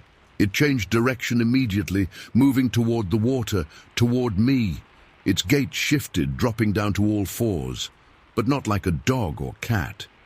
It used only its left knuckle for support, keeping its right arm free as it lumbered forward. When it reached the water's edge, about 15 feet from where I stood, it rose back up to its full height. The creature threw its head back and released a sound that turned my blood to ice, a loud, high-pitched whooping that echoed across the lake. It wasn't like any animal call I'd ever heard. The sound bounced off the water, amplifying its volume. I took one small step backward, then another, moving into the water. The creature watched me, its dark eyes tracking my movement. It made no attempt to enter the water, but stood at the edge, its massive form creating a silhouette against the trees behind it. "Swim back, Lauren!" Travis's voice carried across the water, sounding tiny and distant. I glanced over my shoulder and saw them standing in their boat, waving frantically. They must have heard the whooping sound. When I looked back, the creature had turned toward the forest. With one swift motion, it reached out and grabbed a sapling, a tree about 4 inches thick, and snapped it like a twig. The crack echoed across the water. Then it used the broken trunk to slam against the ground, creating a heavy thudding sound while releasing a low, rumbling growl from deep in its chest. The message was clear. This was a warning. This was its territory. I remembered something my dad had taught me about encountering wild animals. Never run. Running triggers a predatory response. So, despite every instinct screaming at me to swim as fast as possible, I slowly lowered myself into the water and began a calm backstroke, keeping my eyes on the shore. "What are you doing? Hurry up!" Melanie's voice carried across the lake. The creature continued its display, slapping the broken tree against the ground. I maintained my steady backward movement, pushing through the water while never taking my eyes off the shore. My heart hammered against my ribs, and my mouth had gone completely dry. After what seemed like an eternity but was probably less than a minute, the creature stopped its display. It stood motionless, watching me retreat. Then, apparently satisfied I was leaving its territory, it turned and moved back toward the forest. At the tree line, it paused for a moment, looked back once more in my direction, then disappeared into the shadows. I kept my slow, steady pace until I was about halfway across the lake. Only then did I flip over and begin swimming properly toward the boat, my arms and legs burning with exertion fueled by adrenaline. Travis and Melanie pulled me into the boat the moment I reached them, their faces pale with concern. "What the hell was that thing?" Travis asked, scanning the opposite shore. "We heard some crazy animal sound." I sat in the boat, shivering despite the heat. "You wouldn't believe me if I told you." "Try us," Melanie said, wrapping a towel around my shoulders. I described what I'd seen: the massive height, the strange face with the elongated chin, the shaggy hair, the display with the broken tree. As I spoke, Travis's expression changed from concern to amusement. "You're telling me you saw a Sasquatch? In South Carolina?" He laughed, tension breaking. "That's rich! You come from Bigfoot country and you claim to see one here?" "I know what I saw," I said, my voice flat. "That wasn't a bear or anything else I recognize." Probably a black bear standing on its hind legs, Melanie offered. They can look really tall that way. I shook my head. It wasn't a bear. It walked upright naturally. Its face was wrong. Travis reached into the cooler and handed me a beer. Well, whatever it was, it's gone now, probably just warning you away from its fishing spot. They continued to joke about it as Travis started the boat motor. Lauren Harper travels all the way from Bigfoot territory and ends up seeing one in South Carolina. Wait till we tell everyone at the barbecue tomorrow. I didn't argue further. I knew what I'd seen, and it wasn't a bear. The image of that face, that unnaturally elongated chin, those jagged teeth behind that pronounced lower lip, was burned into my memory. We spent the rest of the afternoon on the lake. Travis and Melanie fished while I sat wrapped in my towel, watching the opposite shore and jumping at every sound. I declined their offers to swim again, making excuses about being tired. No power on earth could have convinced me to get back in that water. As the sun began to set, casting long shadows across the lake, Travis steered the boat toward the dock. "Still thinking about your Bigfoot?" he asked, grinning. "I'm not claiming it was Bigfoot," I said quietly. "I'm just telling you what I saw." "Well, whatever it was, they don't usually bother people," Melanie said, trying to be reassuring. "Probably more scared of you than you were of it." I doubted that very much. What I'd seen hadn't looked scared. It had looked territorial, powerful, and very much in control. Back at their house that evening, Travis pulled out his laptop. "Let's see what the internet has to say about Bigfoot sightings in South Carolina." I sat beside him as he searched, not really expecting to find anything. To my surprise, there were several reports from the region dating back decades. Most described similar features: exceptional height, broad shoulders, shaggy hair. A few even mentioned the unusual whooping sounds.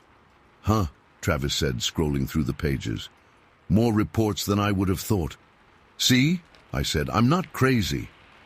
"I never said you were crazy," he replied, "just that you probably saw a bear." That night I lay awake in their guest room, replaying the encounter in my mind. The creature's movements, its decision to warn rather than attack, the intelligence in its eyes. It all suggested something far more complex than a simple wild animal. I thought about the forests back home in Washington state. Were similar creatures lurking in those woods too? Had I been walking and hiking near them my whole life without knowing it? The next morning, Travis and Melanie acted as if nothing unusual had happened. They carried on with plans for their neighborhood barbecue, and I played along, helping to prepare food and set up the backyard.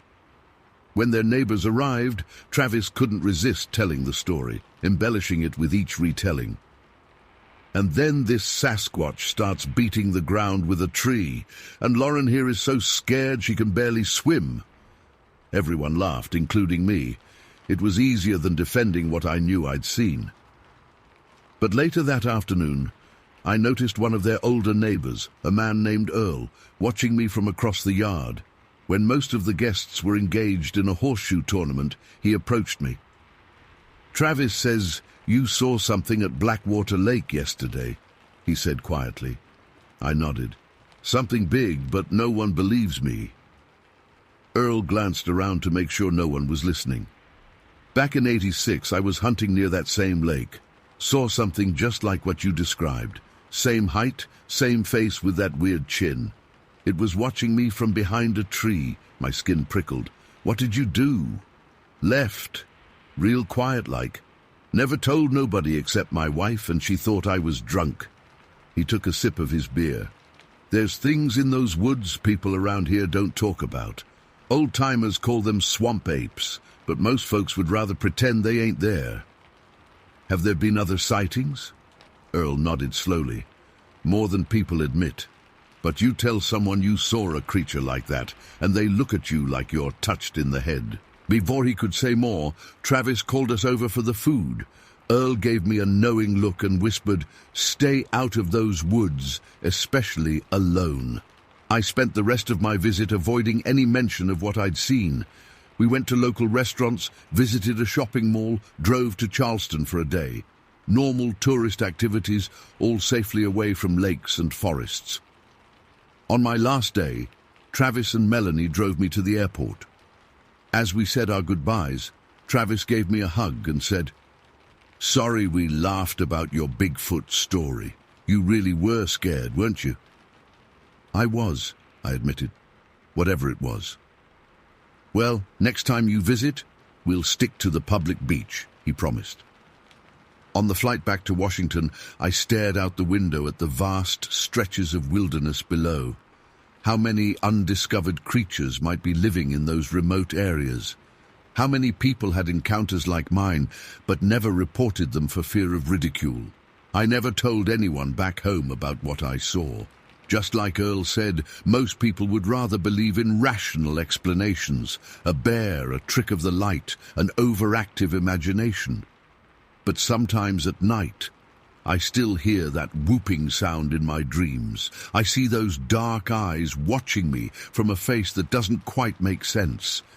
And I wonder if, all this time, the legends of Bigfoot weren't just stories from my Pacific Northwest home, but warnings about something very real that lives in the shadows of forests across America, including the swampy woodlands of South Carolina.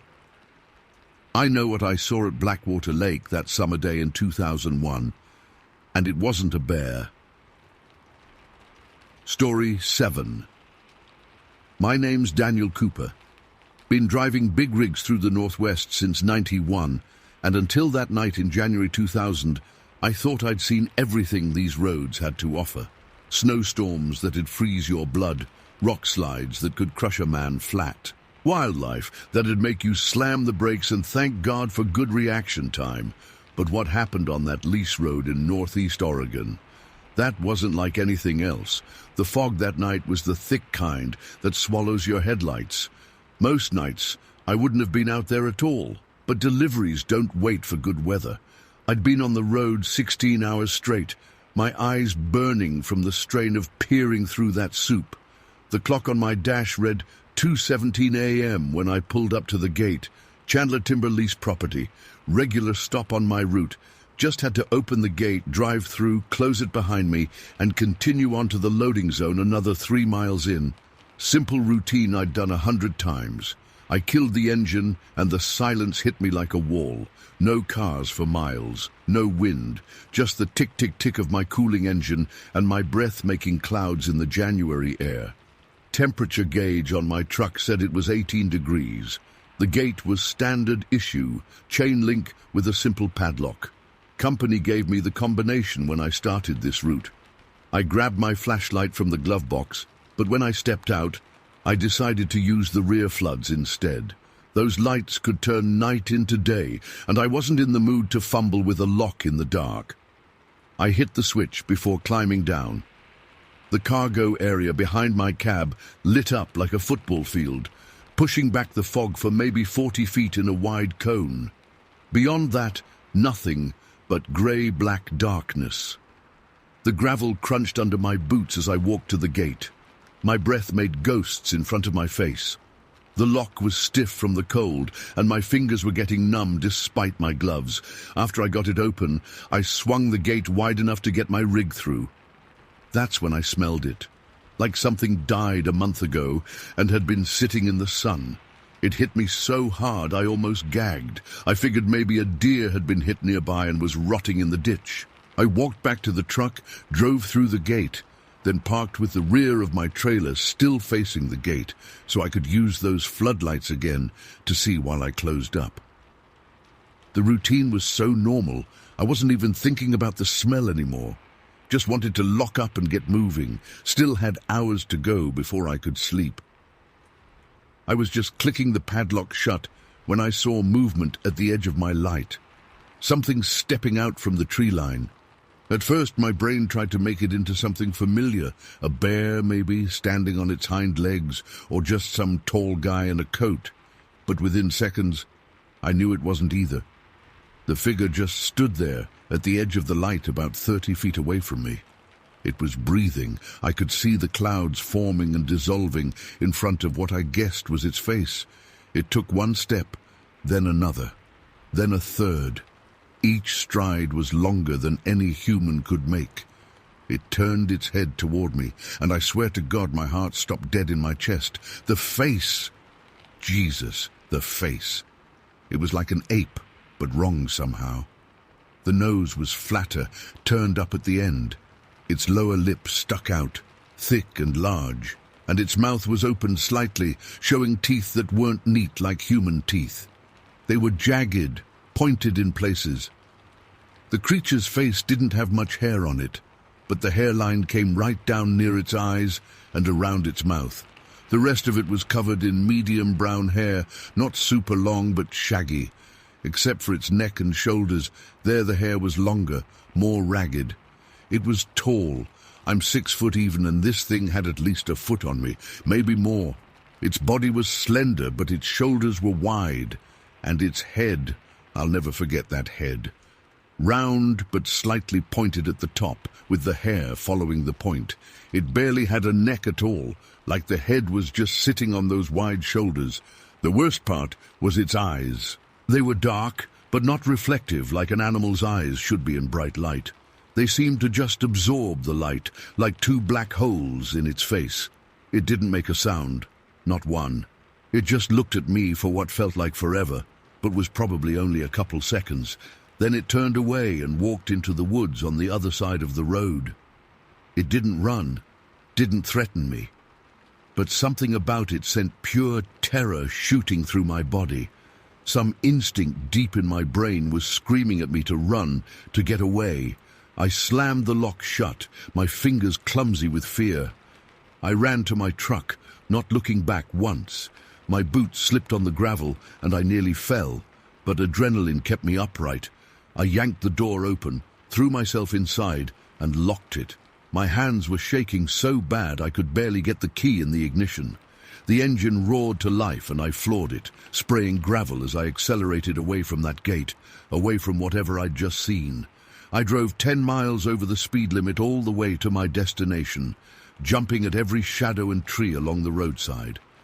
The smell lingered in my nostrils, that rotten meat stench. I couldn't shake it. When I reached the loading zone, the night guard asked if I'd seen a ghost. Apparently, I looked white as a sheet. I just mumbled something about the fog making me nervous and went about my business. I didn't tell anyone what I saw. Not then. Who would believe me? I'd been driving all night. My eyes were tired. That's what they'd say. Or worse, they'd think I was on something. But I knew what I saw. I've been in those woods my whole life. Hunted deer, elk, tracked all kinds of critters. This wasn't a bear, it wasn't a moose, it wasn't anything that should exist. For weeks afterward I couldn't sleep right. Every time I closed my eyes I saw that face, those dead black eyes staring at me. I'd jerk awake, heart racing, sheets soaked with sweat. I took 2 weeks off work, told my boss I had the flu. He didn't question it. When I went back, I requested different routes, anything that didn't take me through northeast Oregon at night. My boss raised an eyebrow, but assigned me new runs without asking why. That worked for a while. I stuck to main highways, avoided the backcountry timber roads, but freight needs moving, and eventually I got assigned a run that would take me back through the same area. It was April by then. No fog, longer daylight. I told myself I'd be fine. I'd drive through in the daytime, be long gone before dark fell, but a breakdown at a way station put me behind schedule. By the time I approached the Chandler timber property, the sun was setting, red light bleeding through the trees, shadows growing longer. I almost turned around, almost called my boss to say I couldn't make the delivery, but that would have been the end of my job for sure. So I kept driving, my hands sweating on the steering wheel despite the cool air. When I reached the gate, I sat in my idling truck for 5 full minutes, staring at it. The same chain link, the same padlock. Nothing had changed. Except now I knew what might be watching from those woods. I had no choice. I got out, unlocked the gate, swung it open. Every sound from the forest made me flinch. A bird called from somewhere deep among the trees, and I nearly jumped out of my skin. I got back in my truck, Drove through, then parked, just like I had that night in January. The light was almost gone now, just a purple glow on the western horizon. I turned on my rear floods, flooding the area with harsh white light that created long black shadows. The smell hit me as soon as I opened my door. That same rotting stench. My stomach lurched and I froze, one foot on the step down from my cab, one hand still on the door. I scanned the tree line, my eyes darting from shadow to shadow. Nothing moved, but the smell was stronger than before. "I know you're there," I said out loud, my voice sounding thin and weak in the vast silence. Nothing answered. Of course nothing answered. What had I expected? I forced myself to get down from the truck. I walked to the gate, every step an effort. The hair on the back of my neck stood straight up. I felt eyes on me, watching, waiting. I closed the gate with shaking hands. The lock wouldn't cooperate. My fingers kept missing the shackle. It took 3 tries to get it through the loop. As I turned back toward my truck, I heard it, a branch snapping in the woods. Not close, but not far either. I ran. Didn't look back, didn't hesitate. I ran to my truck, scrambled inside, locked the doors, and drove. In my rearview mirror, just as I rounded the bend in the road, I saw it. Just a glimpse. A tall figure, standing in the middle of the road where I'd been moments before, standing there, watching my taillights disappear. I radioed in sick the next day and drove straight to my boss's office. Told him I couldn't take the northeast routes anymore. Period. He looked at me for a long time, then nodded slowly. "Chandler Property?" he asked. I stared at him. "How did you know?" He sighed, rubbed his face. "You're not the first driver to request a route change after going through there, especially at night." "What? What have others seen?" I asked, my mouth dry. He shook his head. "Nobody talks about it much, but we've had 3 drivers quit in the past 5 years rather than go back through there." "You believe me?" I couldn't keep the surprise out of my voice. "I didn't say that," he replied. "But I believe you believe it. And that's enough for me to reassign your routes." So that was that. I stayed away from northeast Oregon after dark, kept to my new routes, tried to forget, but you don't forget something like that, not ever. I've talked to a few people over the years, carefully, a game warden, a long-haul trucker who had a similar experience near the Idaho border, a biology professor at Eastern Oregon University who didn't laugh me out of his office like I expected. They all had theories. Undiscovered species, genetic mutation. Even, though no one would say it outright, something that isn't supposed to exist at all. I don't know what I saw that foggy January night. I just know it was real. It breathed. It walked. It looked at me with intelligence in those black eyes. And sometimes, when I'm driving at night and the fog rolls in thick, I catch myself scanning the tree line, looking for movement, sniffing the air for that unmistakable smell, because whatever it was, it's still out there, walking those woods with its too long stride, watching with eyes that swallow light, and God help any driver who has to stop at that gate alone in the dark. Story 8. The October evening had a slight chill to it as we loaded up Mike's dad's Jeep. It was 1979, and at 15, I still believed I was invincible. My name's Jason Miller, and back then, my friends and I were hungry for adventure, the kind that made for good stories at school on Monday morning. "You got the flashlights, Jason?" Mike asked, shoving his backpack into the rear compartment. "Yeah, and extra batteries," I replied, patting my jacket pocket. "Matt bringing his dog." "Course he is. Says Rusty can smell anything weird a mile away." I nodded, thinking that whatever we might find in the woods near Mount Vernon probably wouldn't register as weird to a dog that regularly rolled in dead fish along the creek bank. But I kept that thought to myself. Matt showed up 10 minutes later, his German Shepherd mix bounding alongside him. The rumors had been circulating for weeks about strange occurrences in the woods near the older neighborhood with the golf course. Some folks said they'd heard noises. Others claimed to have seen things. Most adults laughed it off as teenagers pulling pranks or wild animals. but we knew better. Or at least, we thought we did. The drive took about 40 minutes, the radio blasting Zeppelin while Mike drove a little too fast around corners. The sun was starting its descent when we arrived, casting long shadows across the pavement as we pulled onto the gravel shoulder near the trailhead. "There's the creek," Matt pointed, Rusty already straining at his leash. "And over there's where people have been seeing the weird stuff." The area looked normal enough. A stretch of woods bordering well-kept homes, a golf course visible through the trees to our left, and the small creek running along the edge of the property line. A few modest houses backed up to the wooded area, their rear windows facing whatever might lurk in those trees. "Let's go check it out before it gets dark," I suggested, feeling a tingle of excitement mixed with apprehension. Matt led the way, navigating us down a narrow trail that ran alongside the creek.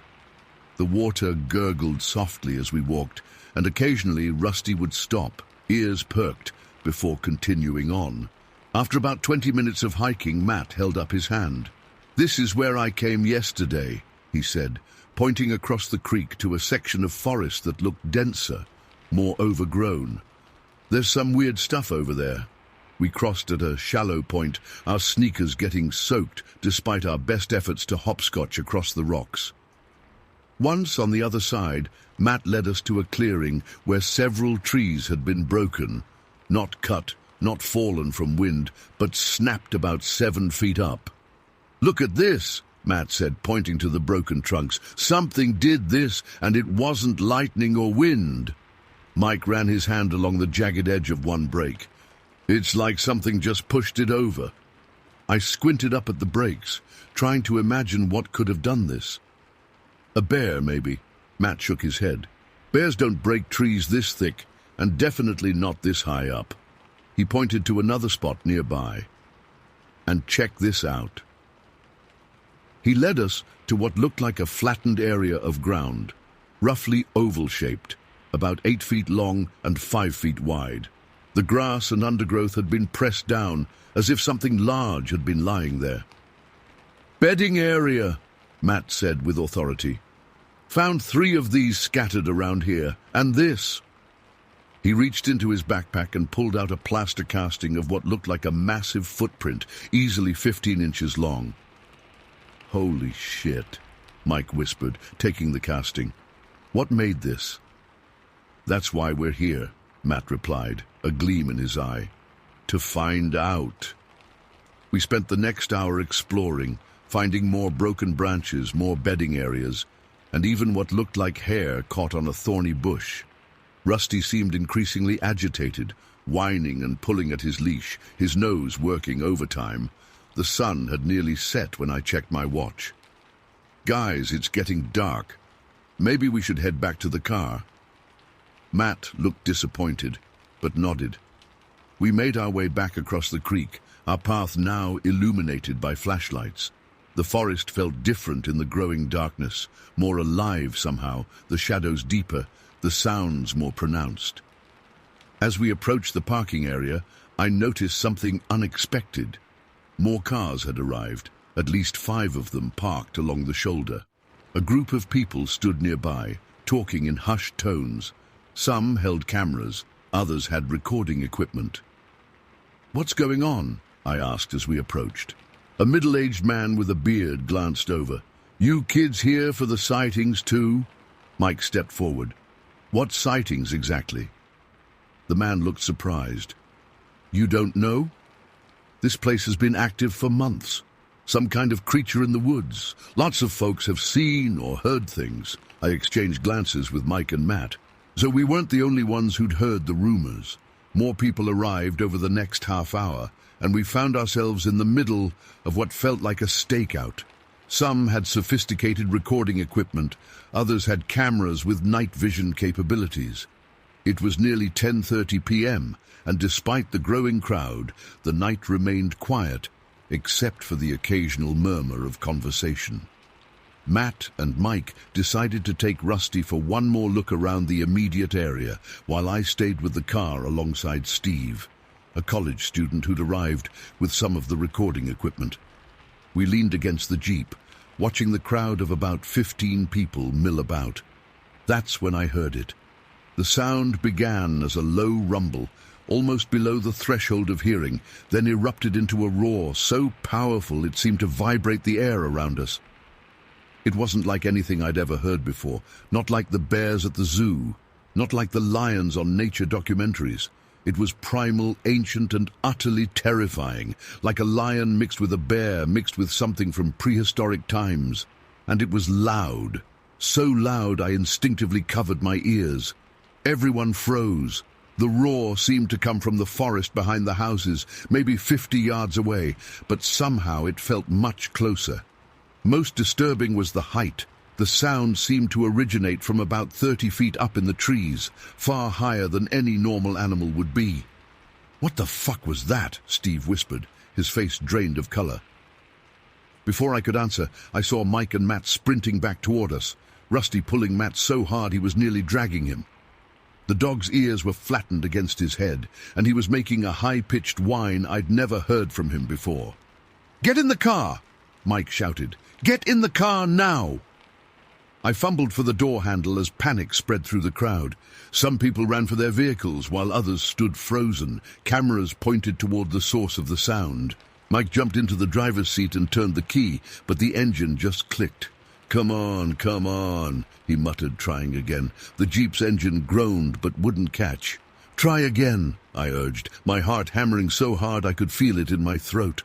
On the third try, the engine roared to life, and I've never been so grateful for the sound of an internal combustion engine in my life. But before we could pull away, a man approached our window. He was Native American, probably in his 50s, with long grey streaked hair and a calm demeanor that seemed completely out of place given what had just happened. "You boys hear that?" he asked, as if inquiring about the weather. Mike nodded, his knuckles white on the steering wheel. "What was it?" "Name's Tom," the man said, ignoring the question. "I've been tracking them for years. There's a family that lives along this creek. The big male is over 8 feet tall. He's the one that just called out." I stared at Tom, trying to process what he was saying. "A family of what?" "Sasquatch," he said simply, as if naming a common species of bird. "Been more active lately because of the construction on the north side of the creek, disrupting their territory." Part of me wanted to laugh, to dismiss this as the ramblings of a crazy person. But the roar still echoed in my ears, and the look of pure terror on Rusty's face wasn't something a dog could fake. As Tom continued speaking, something behind him caught my eye. About 40 yards back, where the forest line was visible in the moonlight, the trees began to move.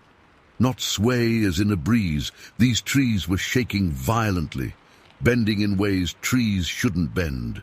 These weren't saplings, but mature trees as thick as a man's thigh, moving as if something massive was pushing through them. "Tom," I interrupted, pointing. "Look." He turned just as several of the onlookers noticed the same thing. A woman screamed. 2 men ran for their cars. The rest of us stood transfixed as the invisible force continued to move through the trees, pushing them aside like they were made of rubber. Tom did something then that I still can't explain. While the rest of us cowered in fear, he walked, calmly, purposefully, directly toward the disturbance. He disappeared into the darkness at the edge of the woods while we watched in disbelief. "Is he insane?" Steve whispered. 3 minutes later, though it felt like an eternity, Tom returned, walking at the same unhurried pace.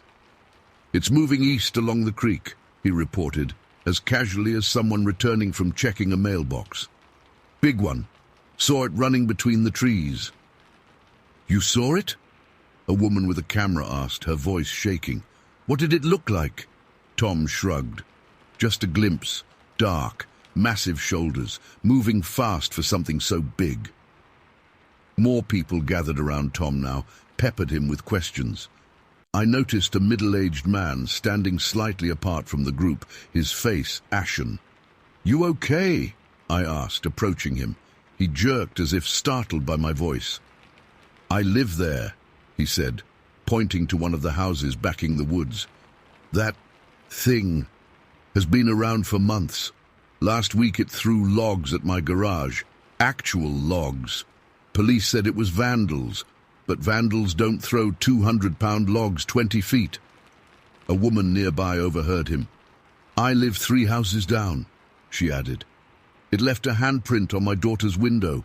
2nd floor." She pulled out a Polaroid photo from her purse and handed it to me. The flash had washed out some of the detail, but I could clearly see a massive handprint in what looked like mud or dirt on a window pane. The print was splayed wide, with fingers that seemed too long, too thick to be human. "Police took pictures too," she continued. "Told me it was probably a bear, but bears don't have hands like that, and they don't reach 2nd-story windows standing flat on the ground." The next hour was a blur of stories from local residents who had gathered. Some had seen dark shapes moving through their yards at night. Others had heard vocalizations, whoops, knocks and roars, similar to what we'd heard. One elderly man claimed something had peered into his kitchen window, a window 10 feet off the ground. Around midnight, another roar echoed through the darkness, this one more distant, but no less terrifying. Mike finally convinced Matt and me it was time to leave. As we pulled away, I watched Tom heading back into the woods alone, flashlight in hand, apparently unafraid of whatever lurked in the darkness. The ride home was mostly silent, each of us lost in our thoughts. It wasn't until weeks later that I learned a local newspaper had documented a 9-month stretch of similar sightings in that area, with over 30 separate witnesses reporting encounters. I never went looking for Sasquatch again after that night.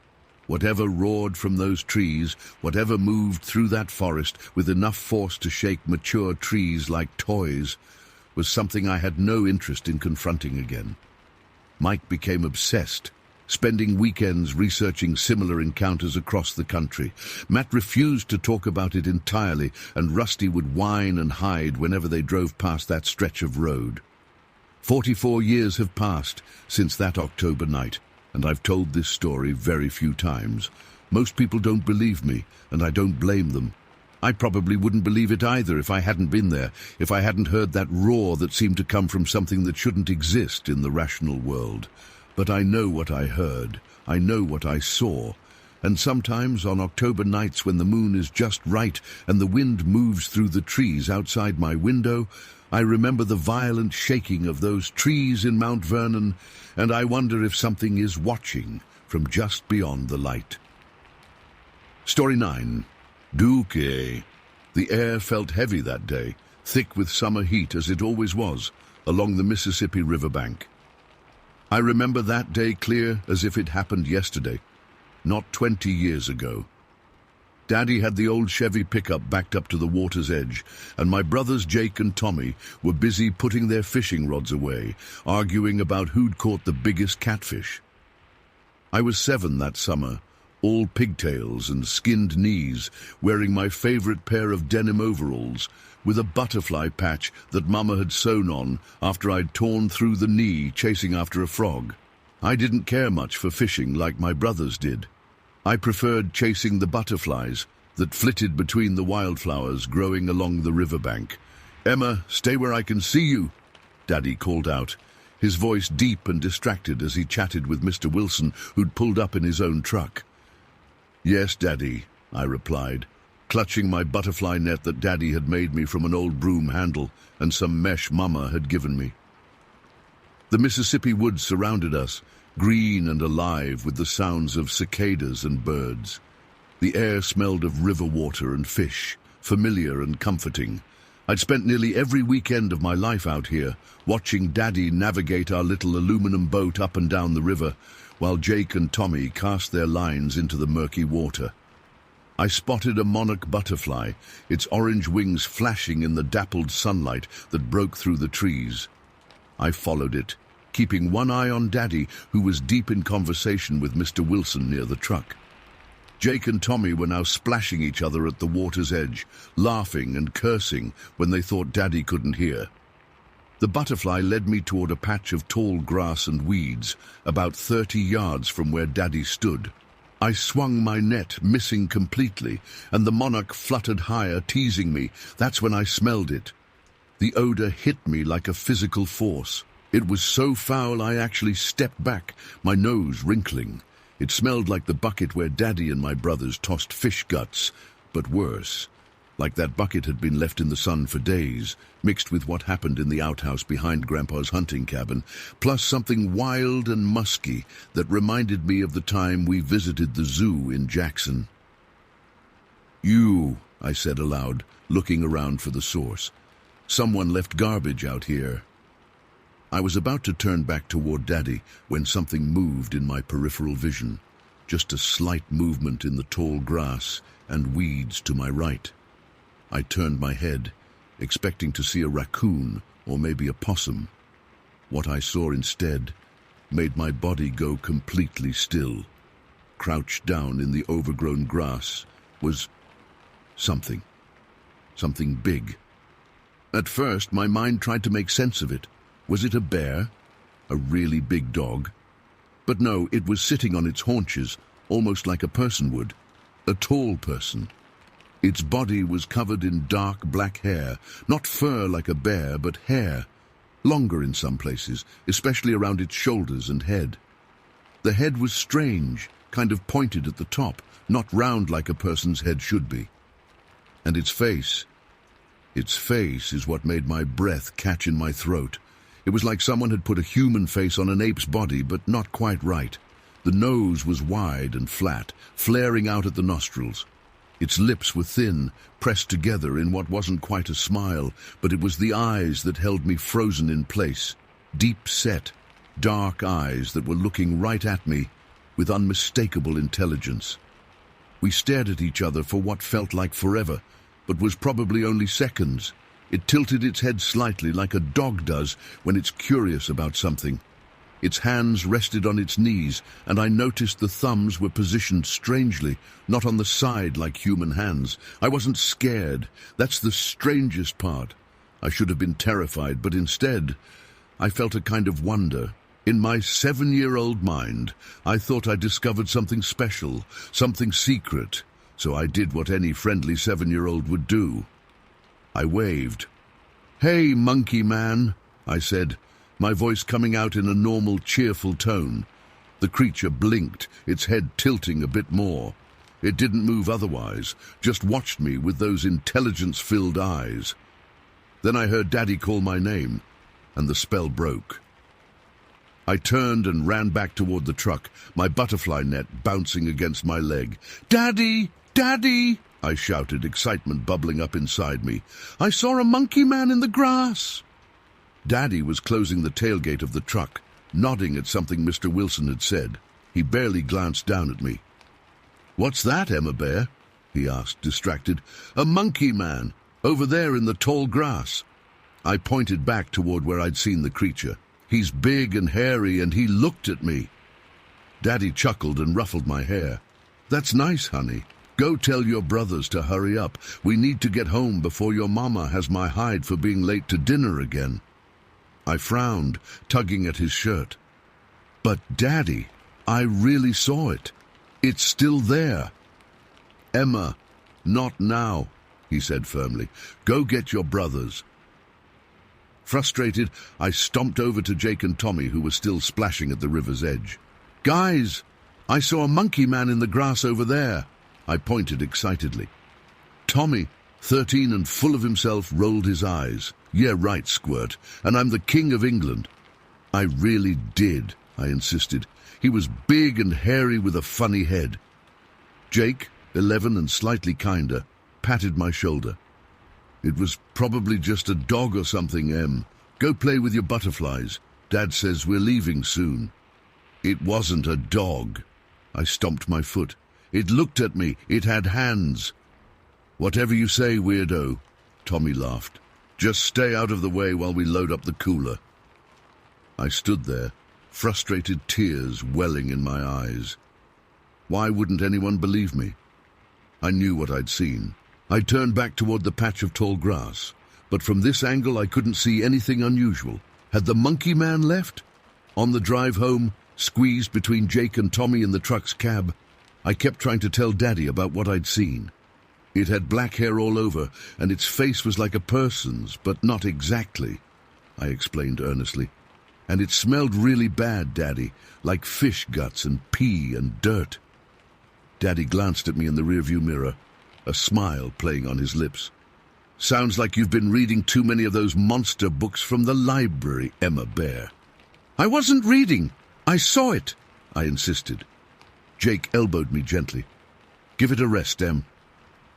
When we got home, I tried telling Mama too, but she was busy getting dinner on the table. That's nice, sweetie, she said absently, stirring a pot of beans. Go wash up for dinner now. At the dinner table, I brought it up again. I really did see a monkey man today, I said between bites of cornbread. Tommy snorted. Emma thinks she saw Bigfoot. I didn't say Bigfoot, I protested. I said monkey man. Daddy reached over and gently pinched my nose. The only monkey around here is you, Emma Bear, he said with a wink. Everyone laughed, and I felt my face grow hot with embarrassment. I stopped talking about it after that, but I didn't forget.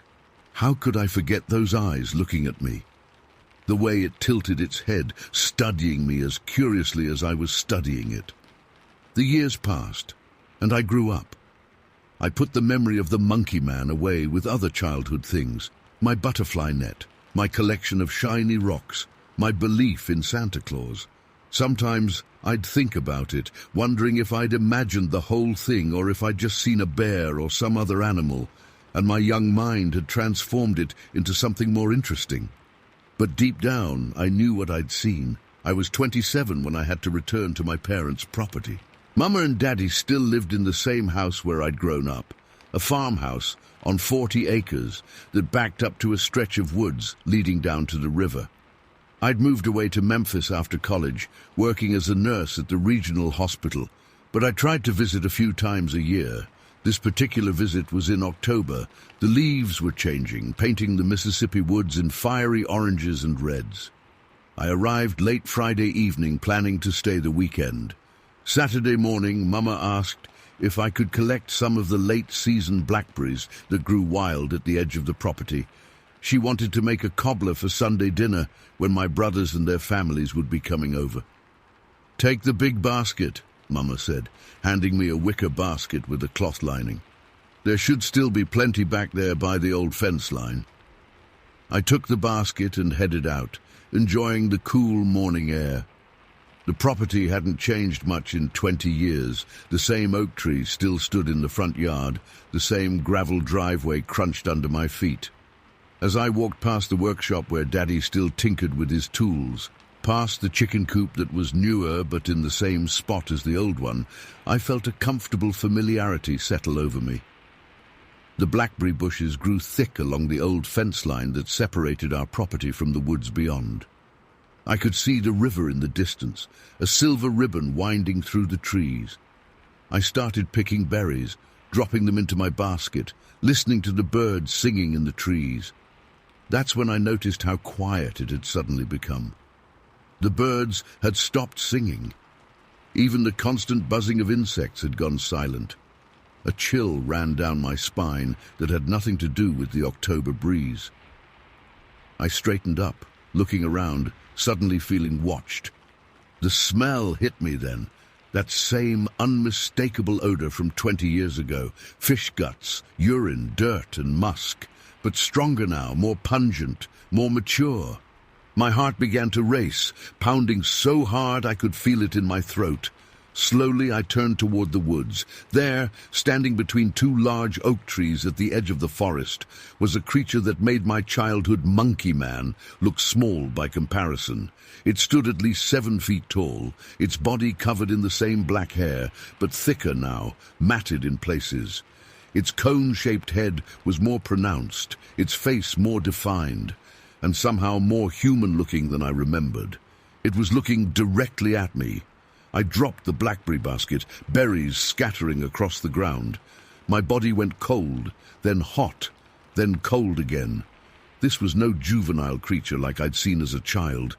This was a full-grown whatever it was. Sasquatch. Bigfoot. The names seemed ridiculous in the face of the actual thing standing there watching me with those same intelligent eyes. But these eyes weren't curious like before. They were angry, territorial. I couldn't quite name the emotion, but it wasn't friendly. The creature took a step forward, emerging fully from between the trees, its massive shoulders hunched forward, arms hanging down past its knees.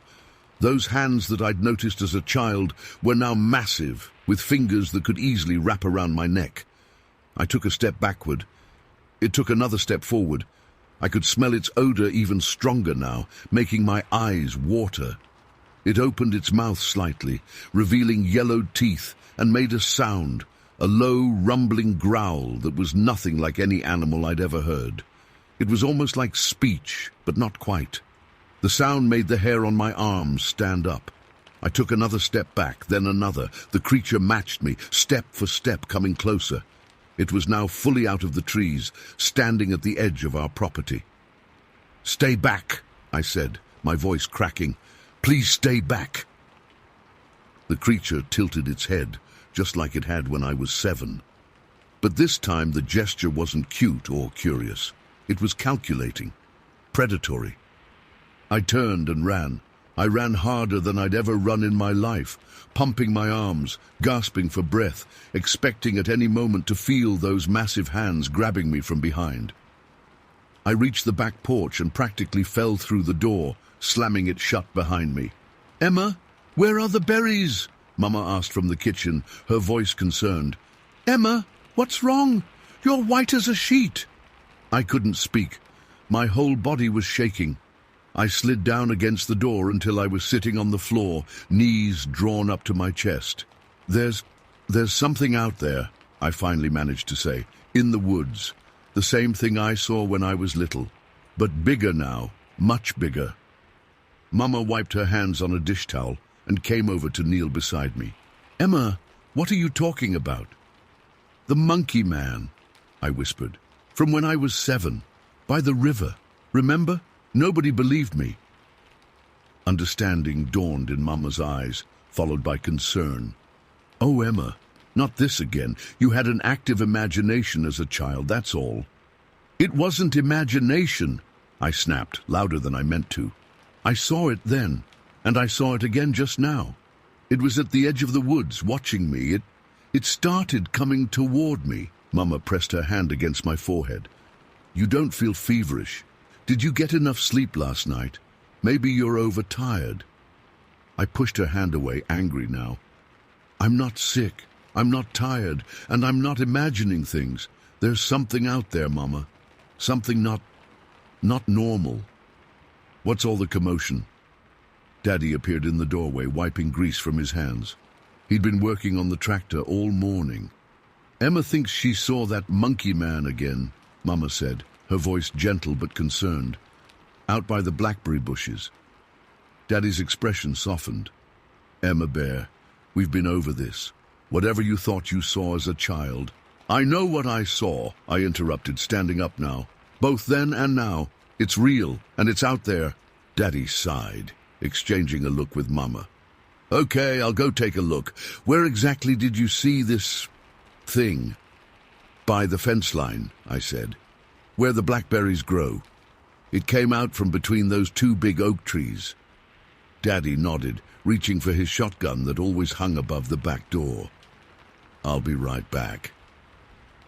"Robert," Mama said, her voice worried, "you don't think—" "It's probably just a bear," Daddy said reassuringly. "We've had them on the property before. I'll just scare it off." He went out the back door, shotgun in hand. I watched from the window as he walked across the yard toward the fence line. He moved cautiously, the gun held ready. I saw him stop at the blackberry bushes, looking at the scattered berries and the abandoned basket. Then he approached the trees, peering into the woods beyond. After a few minutes, he came back to the house. "Didn't see anything," he reported, leaning the shotgun back in its place. "No bear, no. Anything else?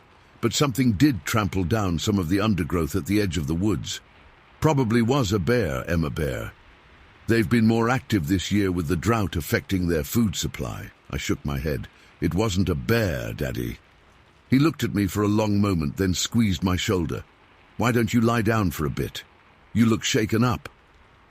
I didn't argue. What was the point? 20 years later, and still no one believed me.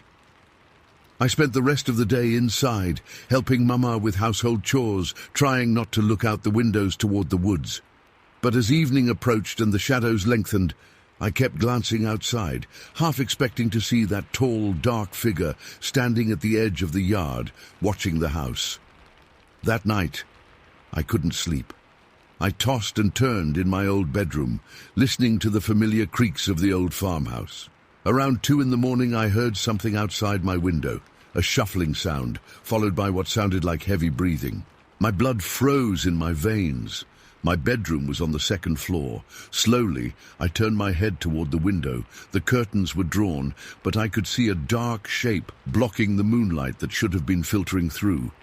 Something was outside my window, on the 2nd floor.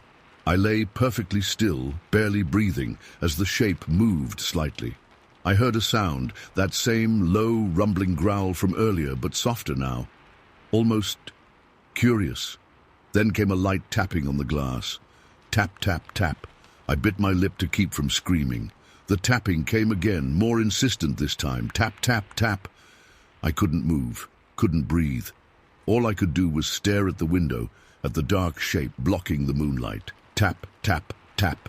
The shape shifted, and for just a moment the moonlight caught its face pressed against the glass. That flat nose, those thin lips, those intelligent, now clearly angry eyes.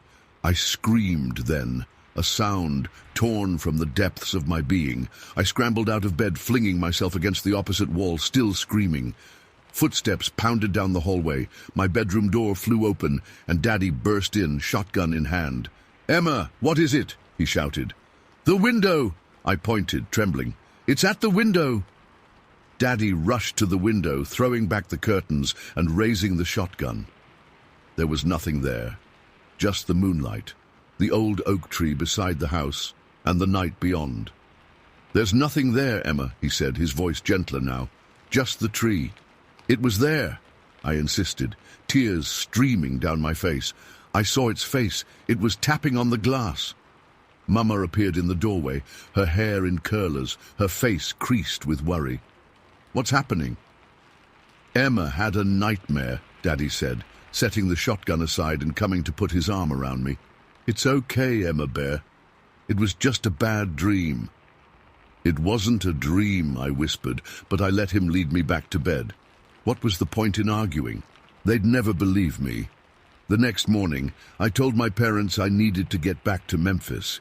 I made up an excuse about a shift change at the hospital. As I loaded my suitcase into my car, Daddy came out to say goodbye. "You know," he said hesitantly, "after you left to lie down yesterday, I went back out to those trees. Found some strange prints in the soft ground there. Too big for a bear and shaped all wrong." I froze, my hand on the car door. "What are you saying, Daddy?" He shrugged, looking uncomfortable. "I'm not saying anything, just maybe there are things in these woods we don't understand. Things that were here before us."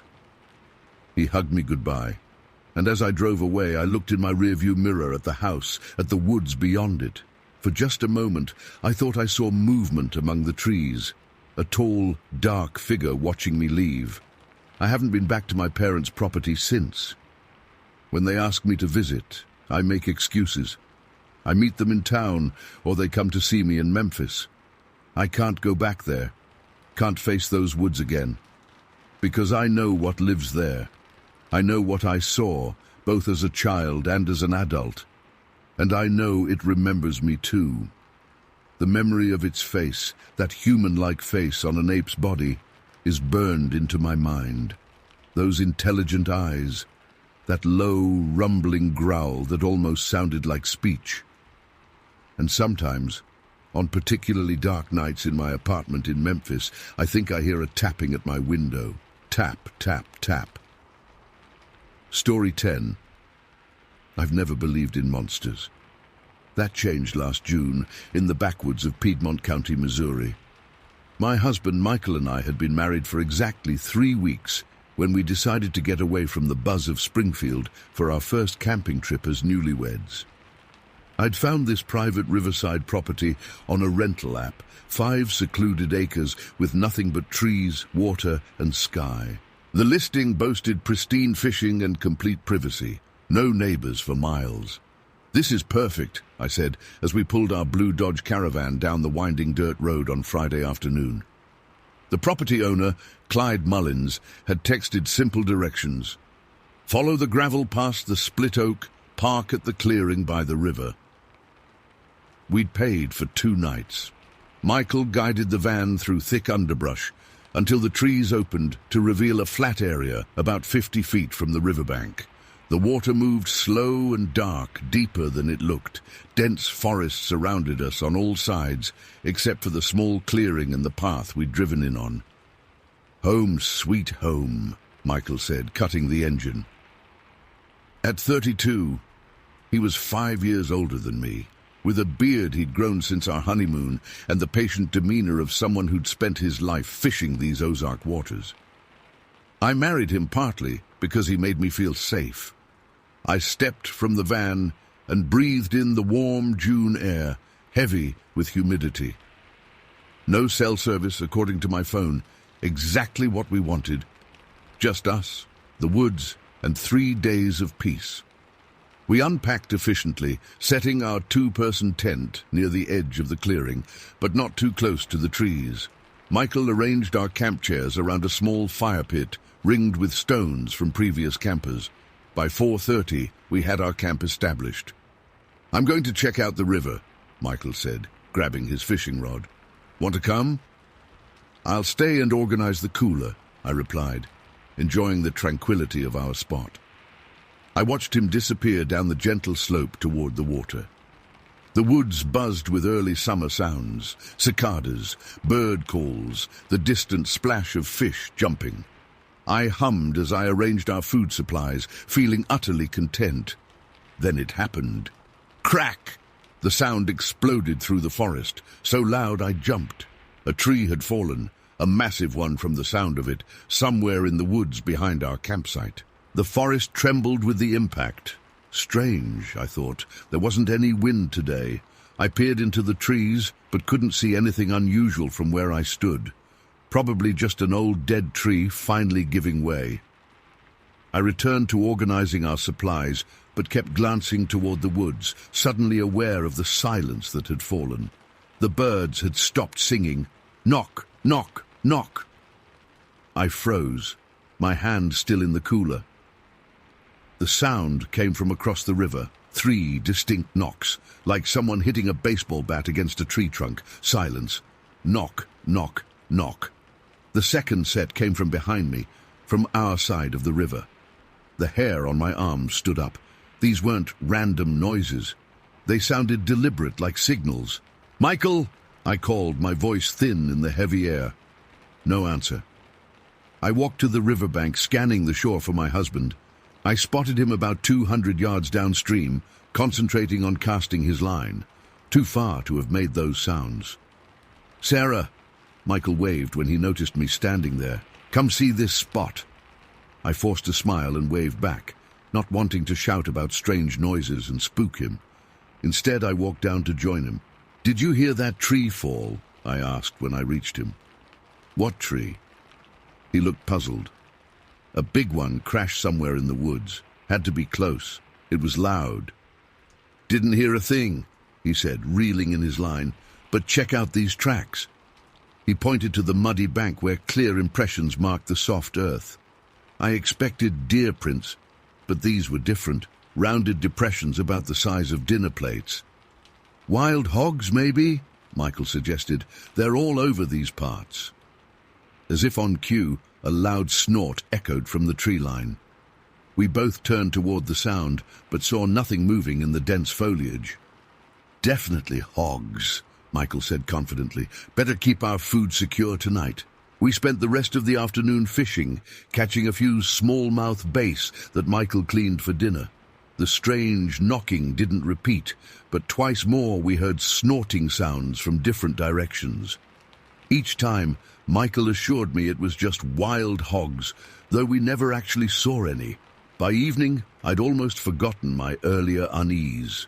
We cooked the fish over our campfire, ate dinner as the sky darkened, and shared a bottle of wine to celebrate our mini honeymoon.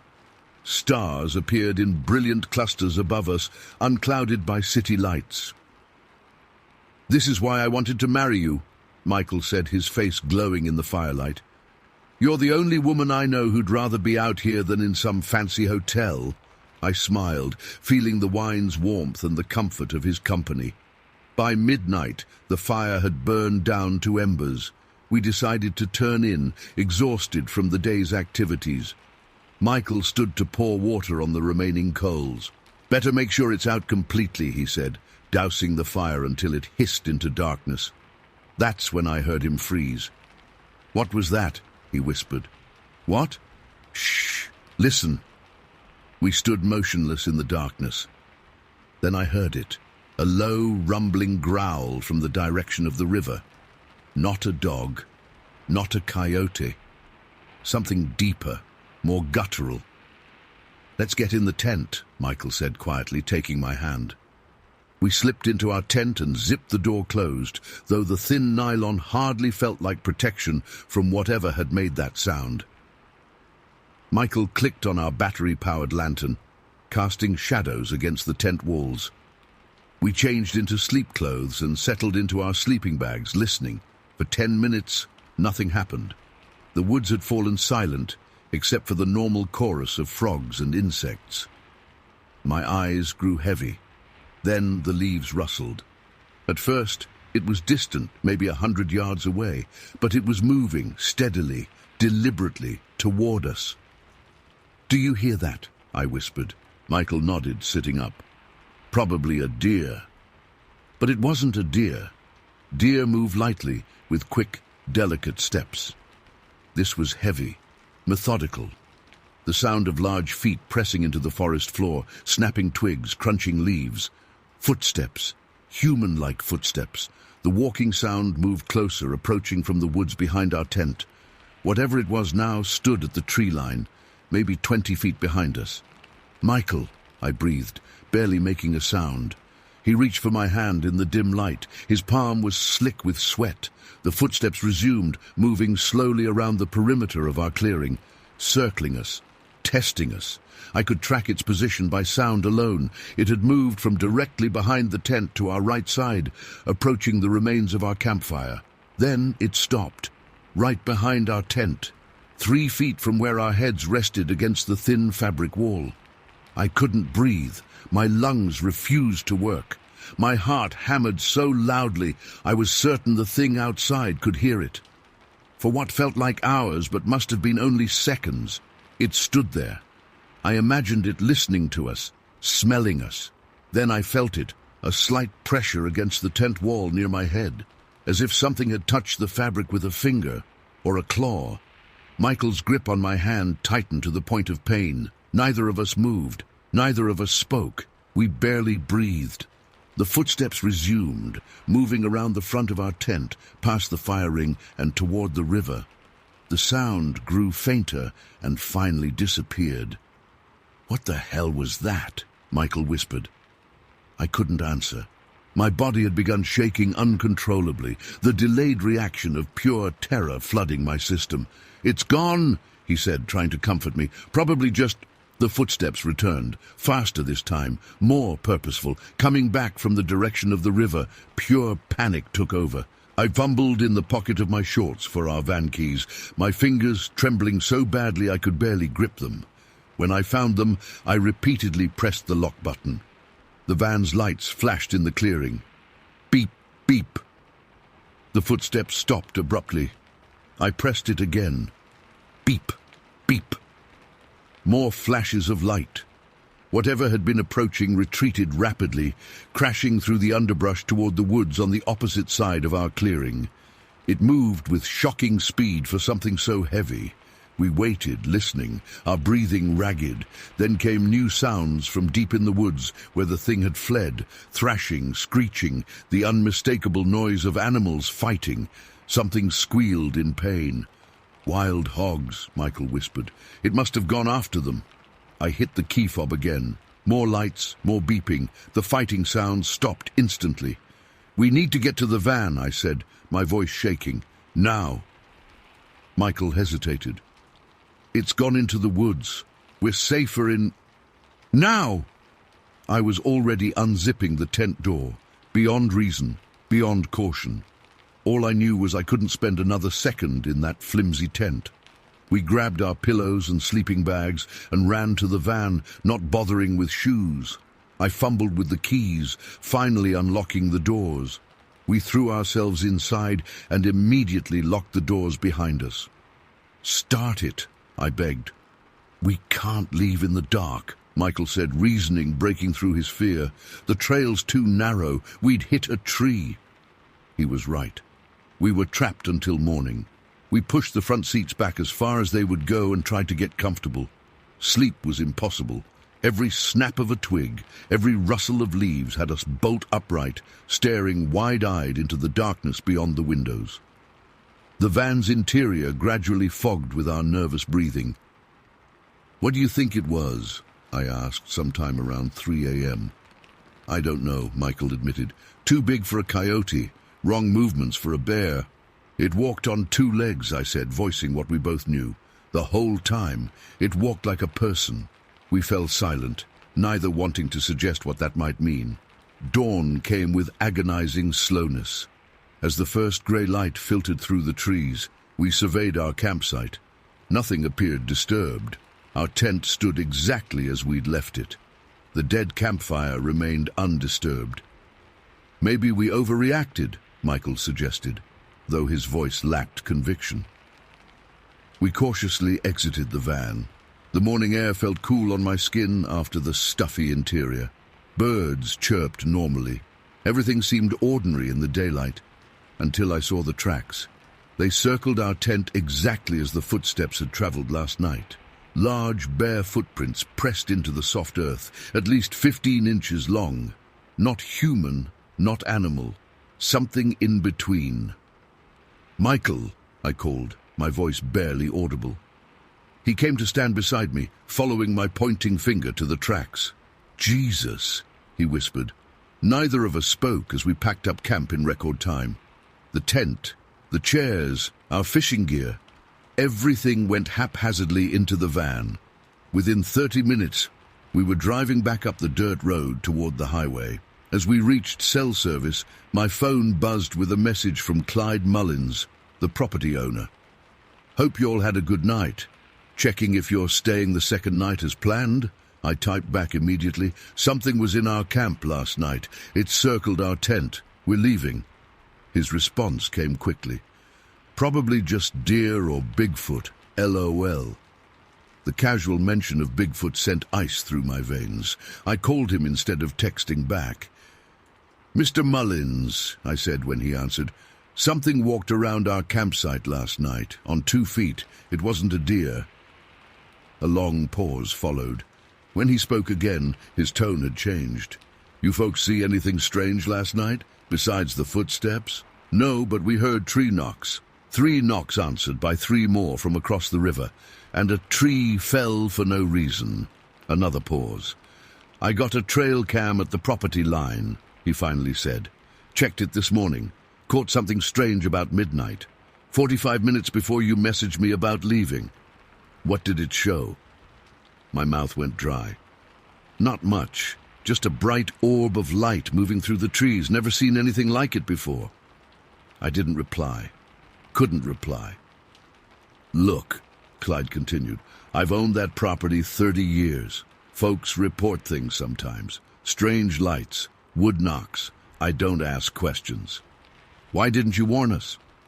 Michael had taken the phone, anger replacing his fear. "Would you have believed me? Besides, it never bothers anybody. Just curious, I reckon."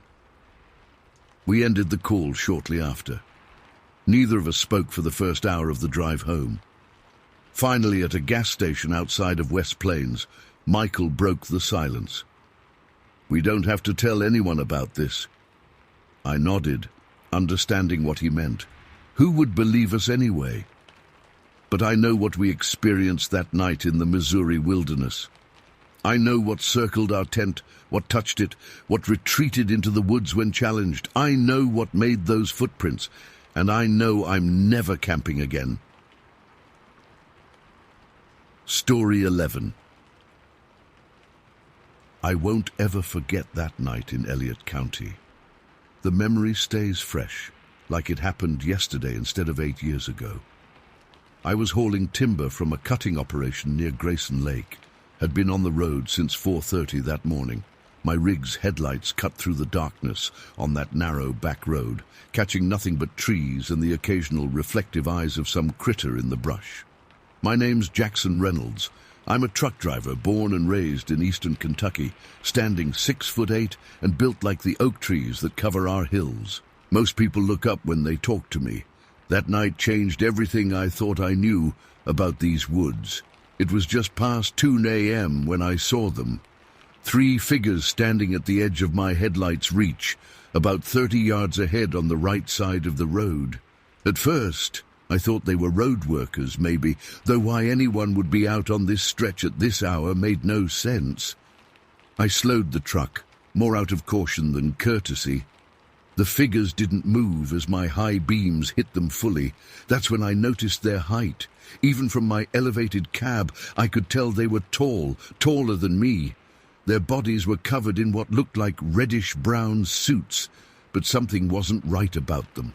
As I drew closer, doing maybe 15 miles per hour now, I realized what I was seeing. The suits weren't suits at all. They were covered in hair or fur, a reddish-brown coat that covered their entire bodies.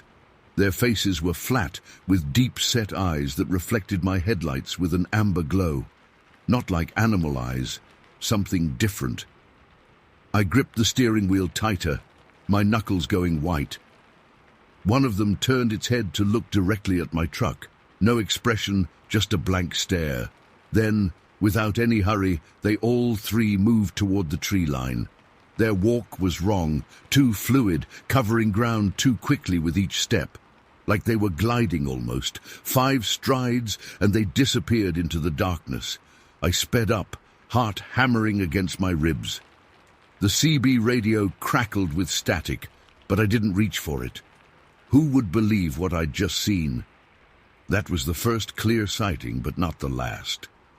Working timber routes in eastern Kentucky means you get used to isolation. My dispatcher, Dale, always sent me to the most remote pickup locations. "You're the only driver who don't mind them back roads, Reynolds," he'd say. Truth was, I'd grown up in these hills. They felt like home, even the darkest parts. 2 months after the Elliott County incident, I was sent to Perry County, near one of the state parks. My pickup wasn't until morning, so I parked my rig in a wide pull-off to catch some sleep. The summer night was warm, and I had my windows cracked to let in the breeze. Around midnight, I woke to what sounded like men calling in the distance. At first, I thought it was hunters, though it was well past season for anything legal. The voices had a slurred quality, like drunk men calling for dogs. "Here! Come on, boy! Here!"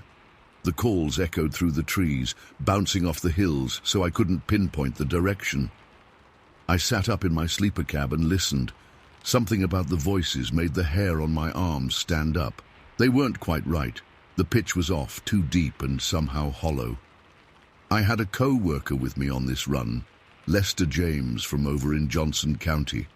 He was sleeping in the passenger seat but stirred when I moved around. "You hear that?" I asked him. Lester barely opened his eyes. "Hear what?"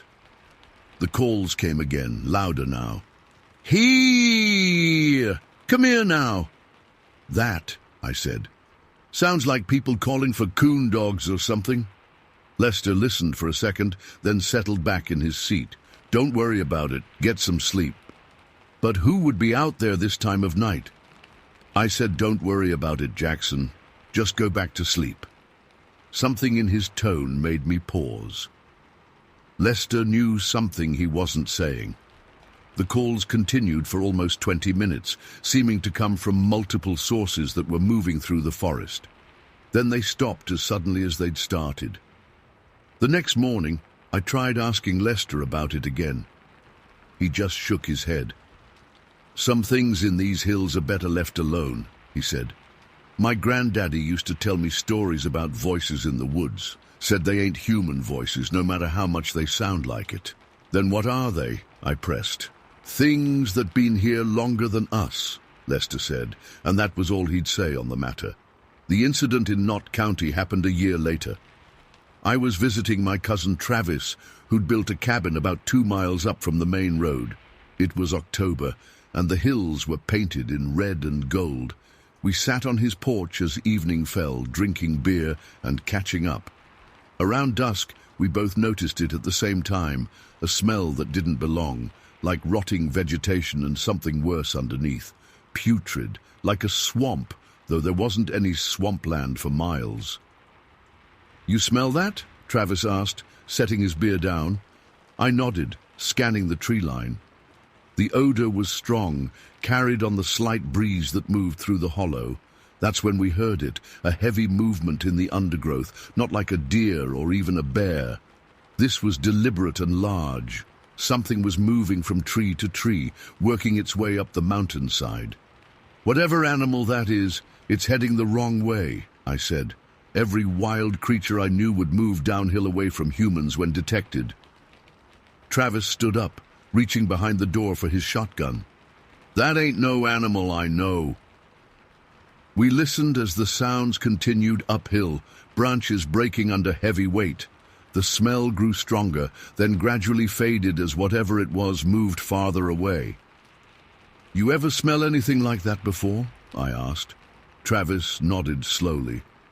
"Twice. Both times I was hunting up near the old coal seam. Both times I packed up and left immediately."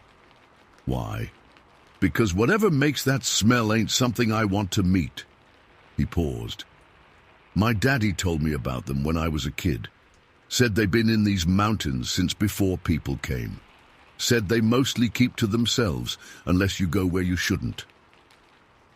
I thought about the figures I'd seen in Elliott County, their strange, fluid movement. "They ever come close to your house before?" "No," Travis said, his eyes still on the darkening forest. "And that's what worries me. Something's changing. They're getting bolder." These encounters weren't entirely new to me. They'd started when I was just a boy, though I hadn't understood what I was seeing then. My grandfather owned a farm near Grayson Lake in northeastern Kentucky. I spent summers there, helping with chores and exploring the surrounding woods. The farm sat in a small valley, with steep ridges rising on 3 sides, thick with trees. I was 9 years old the first time I saw it. I was collecting eggs from the chicken coop when something caught my eye, movement along the ridge to the north. Looking up, I saw what appeared to be a massive man walking along the tree line. Even from that distance, I could tell it was huge, far taller than any person I knew. I ran to my grandfather, who was splitting wood near the barn. "Grandpa, there's a giant man up on the ridge." He stopped his work and looked to where I was pointing. The figure was still visible, moving with that same strange, fluid gait I'd later recognize in Elliott County. "Oh, that's just the guy who lives on the other side of the ridge," Grandpa said casually. "No need to worry about him." I accepted this explanation, as children do. It wasn't until years later that I realized the nearest neighbor in that direction was old Mr. Harlan, who stood maybe 5'8" and rarely left his property. Whatever I'd seen on the ridge that day wasn't Mr. Harlan. Throughout those summers, I spotted the Ridgeman several more times. Always distant, always moving with purpose along the tree line. Once, I mentioned it to my uncles as they sat cleaning their hunting rifles. Uncle Jim and Uncle Lester exchanged looks. "Well, boy," Uncle Jim said carefully, "there's some wild men live in these parts. Been here longer than any of us. They mostly keep to themselves." "Are they dangerous?" I asked. "Not if you respect their privacy," Uncle Lester said. "They don't want trouble. Just leave them be, and they'll do the same for you." I didn't understand then. I thought they meant hermits or mountain men, like the stories I'd heard about. It wasn't until my adult encounters that the pieces finally came together in my mind. What I'd seen as a child and what I continued to see as an adult driving those back roads were the same creatures: Sasquatch, Bigfoot, whatever name you want to give them. After the Knott County incident, I began paying closer attention during my drives. I started keeping a notebook in my truck, recording dates, times, and locations of anything unusual. Over the next 2 years, the entries multiplied. June 8th, Harlan County. Tree breaks heard while parked for the night. Rhythmic knocking sounds followed like wood on wood. 3 knocks, pause, 3 knocks, repeated for 10 minutes. August 17th, Leslie County. Large footprints crossing muddy logging road, at least 16 inches long, 5 toes visible, stride length approximately 6 feet. September 29th, Floyd County. Rocks thrown at truck while driving pre-dawn hours. No people visible. Rocks came from elevated position on hillside. December 12th, Breathitt County. Eyes reflecting from forest at eye level with my truck cab, spaced wider than any known animal. Watched for several minutes before disappearing. The more I documented, the more I noticed. It was like finally seeing a pattern that had always been there, hidden in plain sight. The most direct encounter came last winter. I was hauling equipment to a logging operation in Martin County, following GPS directions that took me up a narrow gravel road that hadn't seen maintenance in years. My truck crawled along at 10 miles per hour, the suspension groaning with every rut and pothole. The snow had started falling an hour earlier, big flakes that quickly covered the ground and reduced visibility. I should have turned back, but the delivery was already a day late due to weather, and I needed the paycheck. 2 miles up the mountain, my truck's rear wheels lost traction on a steep section. I tried rocking it forward and back, but only dug deeper into the snow and mud beneath. After 20 minutes of failed attempts, I had to accept that I was stuck. I called the logging company, but cell service was spotty. The foreman said they'd send someone with a tractor, but it would be at least 2 hours. With nothing to do but wait, I shut off the engine to conserve fuel and bundled up in my heavy coat. The silence was absolute once the engine died. No wind, no birds, just the occasional soft plop of snow falling from tree branches. I dozed off, the cab slowly growing colder. I'm not sure how long I slept, but I woke to a strange sensation. The truck was moving, not sliding backward, but rocking forward. For a second, I thought the logging crew had arrived early, but there were no engine sounds, no voices. I sat up and looked out the windshield. The snow was falling heavily now, creating a white curtain around the truck. And there, directly in front of my truck, was a massive shape pushing against my bumper. The creature stood at least 8 feet tall, its broad shoulders covered in dark fur now dusted with snow.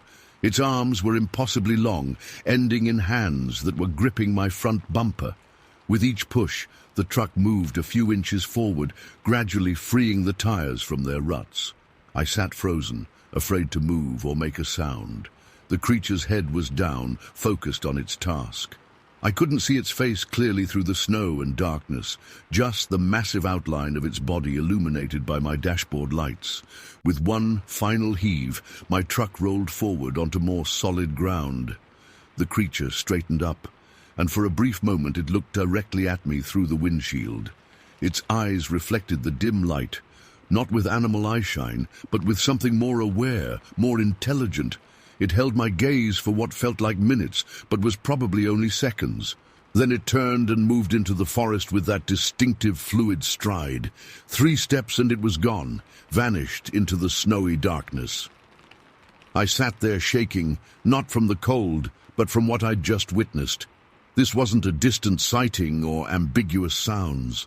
This creature had been close enough to touch, had looked me in the eyes, had deliberately helped me.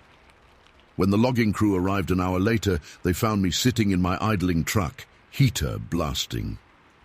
"Looks like you got yourself unstuck," the foreman said, surveying the tire tracks. I nodded, not trusting myself to speak. "Lucky break. These roads can be treacherous in the snow." "Yeah," I managed. "Lucky." I never told them what had happened. Some things you just know people won't believe. That was 6 months ago. Since then, I've had 3 more sightings, all at a distance. I still drive the same routes, still haul timber and equipment through the remote corners of eastern Kentucky, but I drive differently now, more aware, more respectful. I've started leaving small offerings at certain spots along my regular routes. An apple placed on a stump, a handful of nuts on a flat rock. Old mountain tradition, my grandfather would have said. Respect for the wild men of the hills. Do they notice? I think they do. Twice now I've returned to find the food gone, and once a large stick placed perfectly perpendicular across the road where only my truck would pass, not blocking the way, just marking it. These creatures, whatever they are, have been in these hills far longer than us. My uncles knew it. My grandfather knew it. The old-timers in every holler and back road of eastern Kentucky know it. They've always been here, watching from the ridges, moving through the forests with their strange, fluid gait. I don't fear them anymore, but I do respect them. These shadow walkers of the Appalachian forests have their own purposes, their own ways. They've shown me that there are still mysteries in these ancient hills, things that can't be explained away, things that remind us humans don't know everything. And sometimes, on those darkest roads in the deepest hours of night, when I catch glimpses of movement just beyond my headlights, I nod in acknowledgement. I'm just passing through their home after all. Been doing it all my life without knowing. Now I know, and knowing changes everything. Story 12. I squinted through the windshield as my truck bounced over another pothole. The dirt road was barely wide enough for my vehicle, with soggy marshland pressing in from both sides. I kept to the center, knowing from experience how the soft shoulders could grab your tires and pull you right into the muck. My knuckles were white on the steering wheel.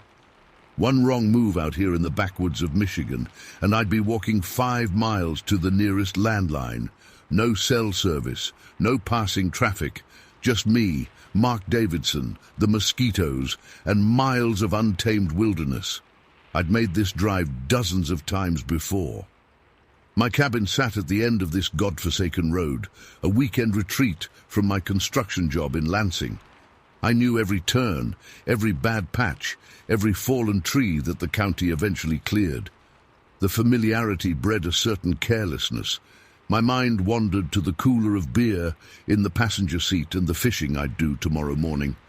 That's when I saw it, a splash of red about 20 yards ahead, off to the right side of the road. At first, I thought it might be trash, some idiot dumping an old cooler or clothing. Maybe a hunter had dropped something, but as I drew closer, the shape didn't make sense. It was too big, too oddly proportioned to be trash. The reddish-brown patch stood out against the green marsh grass, unmoving. I slowed the truck to a crawl, curiosity getting the better of me. The red patch was hair, fur thick and matted in clumps.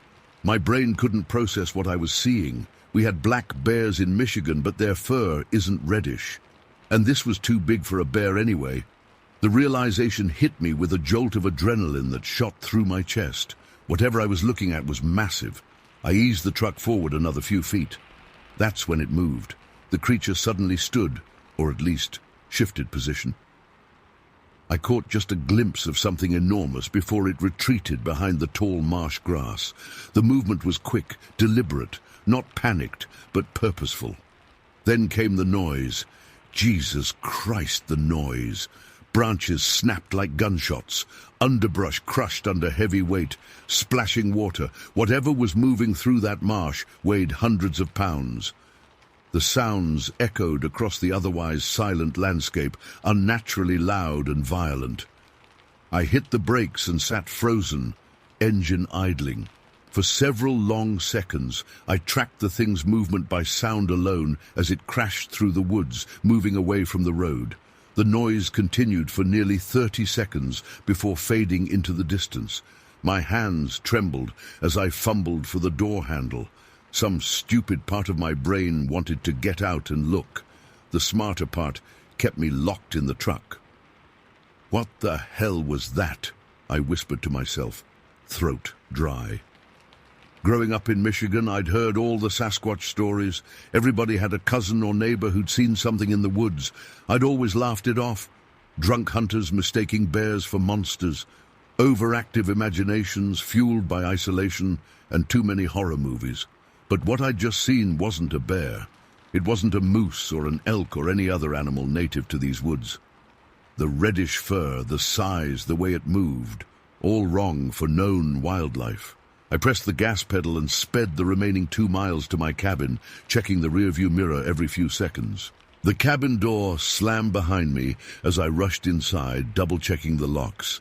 I didn't sleep that night, jumping at every creak and groan of the old building settling.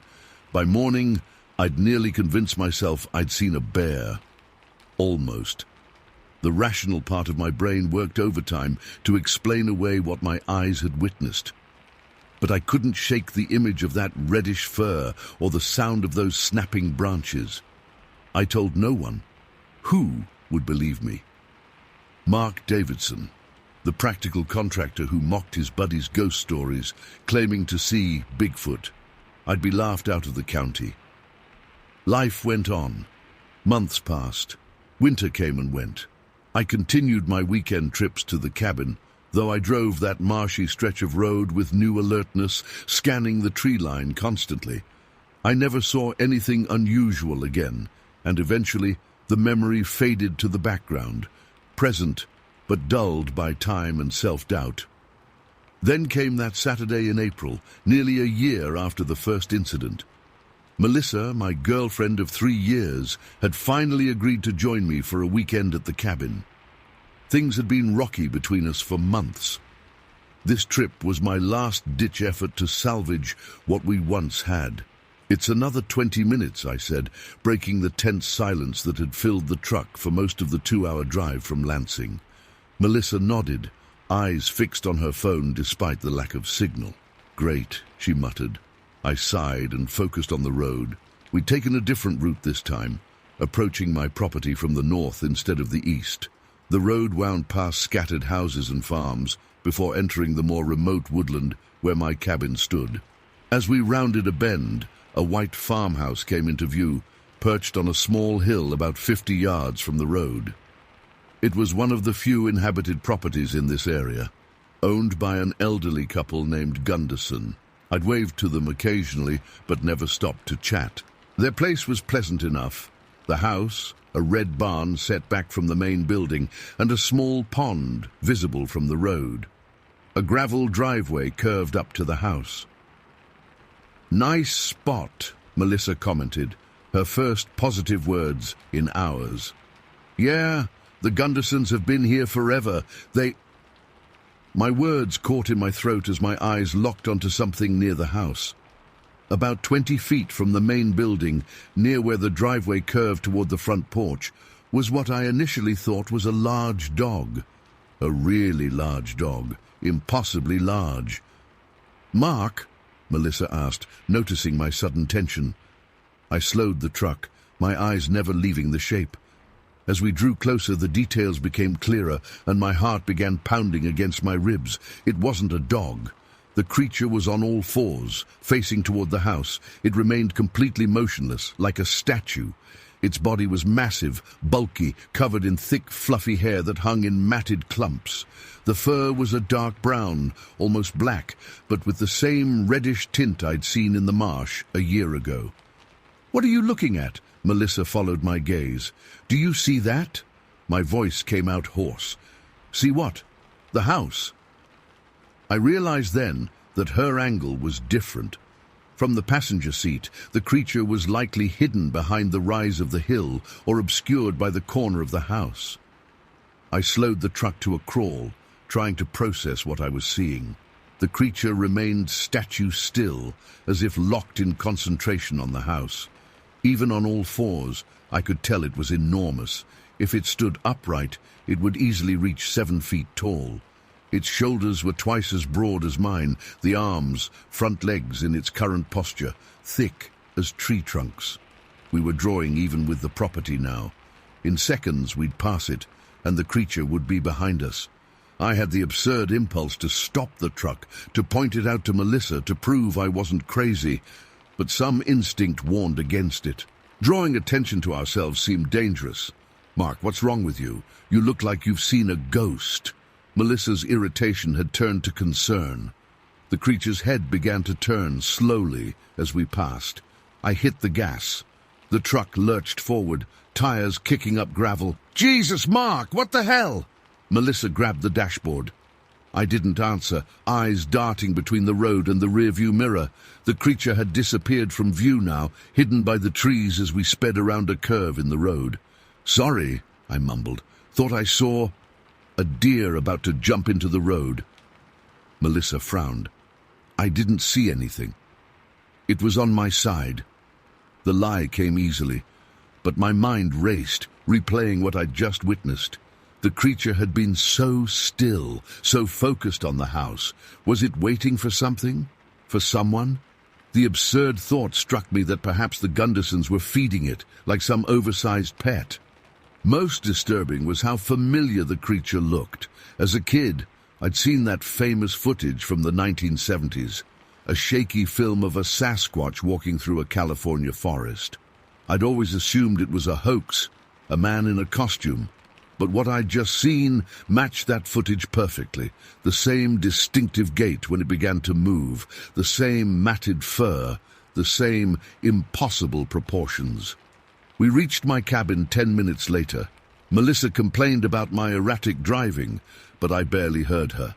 My mind was stuck on that hillside, on what I'd seen. 2 sightings, a year apart, in the same general area. This wasn't coincidence or imagination. These things, these Sasquatch, were real, and they lived in these woods, my woods.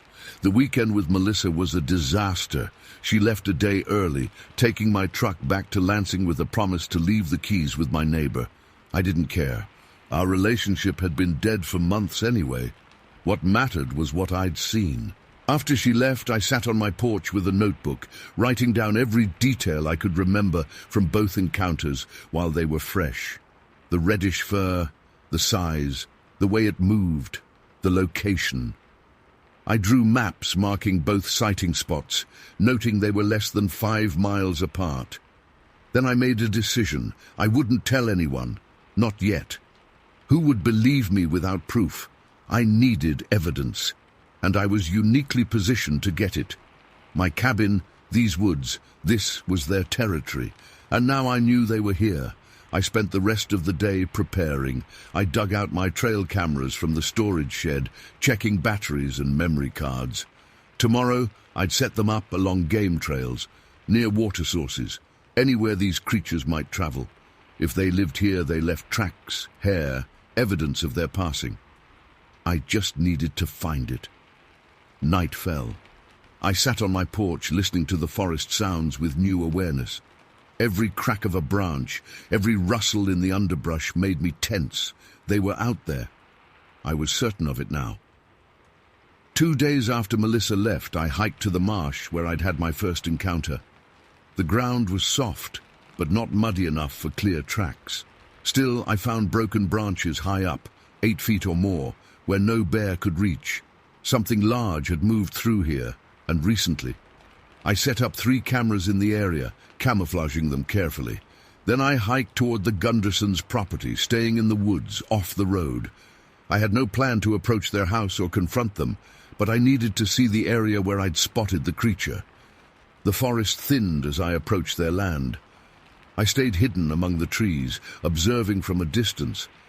Nothing unusual was visible, just a normal rural property, house, barn, an old truck parked in the drive. As I watched, Mrs. Gunderson emerged from the house carrying what looked like a bucket. She walked to the edge of the property nearest the woods, the same spot where I'd seen the creature, and emptied the bucket's contents onto the ground. From my distance, I couldn't tell what it was. Food scraps, maybe. She returned to the house without looking back. I waited nearly an hour, but nothing came to investigate the pile. Eventually, I retreated, setting up 2 more cameras on the forest edge overlooking the feeding spot. If the Gundersons were feeding these creatures, I'd catch it on film. Over the next 3 weekends, I checked my cameras religiously. Most captured nothing but deer, raccoons, the occasional coyote. But the camera nearest the Gundersons' property caught something on the 2nd week. The nighttime footage showed a massive shape approaching the feeding area. The infrared made details difficult, but the creature moved on 2 legs, not 4. It was easily 7 feet tall, with the same bulky build I'd observed. It approached cautiously, collected whatever food had been left, and disappeared back into the woods. The entire encounter lasted less than 30 seconds. I had proof. But as I watched the footage for the 20th time, a new feeling settled over me. Not triumph, but unease. These creatures had remained hidden for centuries, surviving by staying away from humans. If I revealed this footage, this area would be swarmed with researchers, hunters, thrill-seekers. The creatures would be driven away, or worse. The Gundersons must have known this. They'd been feeding at least one Sasquatch, probably for years, keeping its existence secret. How many others in these remote woods did the same? I deleted the footage that night. Then I packed up all my cameras and brought them back to the cabin. These woods had kept their secrets for generations before I arrived. Who was I to expose them? The creatures, whatever they were, deserved their privacy, their existence undisturbed by human interference.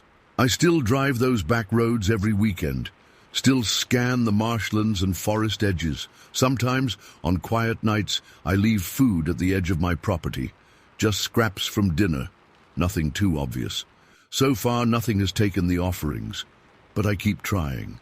I've seen them twice now, these creatures of legend. I know they're real. That knowledge has changed me, changed how I see these woods and my place in them. I'm not afraid anymore. Not really. Instead, I feel privileged. These ancient forests hold mysteries deeper than most will ever know, and some mysteries deserve to remain just that. Story 13. I almost missed it. The white shape moving through the dark water. If I hadn't glanced toward the river at that exact moment, I never would have seen it. And my life would be different now. I'd still be the same Kathy Williams who laughed at ghost stories and rolled her eyes at cryptid hunters. Instead, I'm the woman who can't stop looking over her shoulder, wondering what else might be lurking just beyond our understanding. It was November 19th, 2018, 4 days before Thanksgiving. My husband Dale and I had just finished grocery shopping at the Publix on Highway 301. We were heading back to our new home, a modest RV we'd settled into at the Hillsborough River RV Park after Dale's retirement. The air conditioning in our old Ford F-150 fought against the unseasonable heat, 90 degrees and climbing, despite being late November. Florida had never gotten the memo about autumn. "Could use a cold beer when we get home," Dale said, his forearm resting on the open window. Sweat dampened the collar of his plaid shirt. "You and me both," I said, fanning myself with a grocery receipt. At 65, I'd hoped retirement would mean escaping to somewhere cooler, not baking in a metal box with wheels. But Dale had his heart set on Florida, and I had to admit, our spot bordered by Hillsborough State Park and the Wildlife Preserve had its charms. Usually. We rumbled down Highway 301, the truck's tires humming against the hot asphalt. My window was cracked open, and the rushing air provided little relief from the heat. The grocery bags rustled in the back seat. That's when I saw it. A small green sign on the side of the road with white lettering, "Dead River." What an awful name for a river, I said, turning my head to look out the passenger window toward where I assumed the water must be. Why would anyone name... My words died in my throat. At first, I thought my eyes were playing tricks on me. Heat waves rose from the pavement, distorting the view of the dark water that snaked through the dense vegetation beyond the roadside. But there was no mistaking the white figure wading through the water. It walked on two legs. That's what struck me first. Not swimming, not crawling, but walking upright through the water that reached its knees. Its entire body was covered in white fur or hair that hung from its frame. "Dale," I started to say, but my voice came out as a whisper. My first thought was, polar bear. But that made no sense. Polar bears don't walk upright through Florida rivers. And as I stared, I realized it had no snout. Its face was flat, almost human-like, though I couldn't make out distinct features from this distance. Maybe it's someone in a costume, I thought. But who would wade barefoot through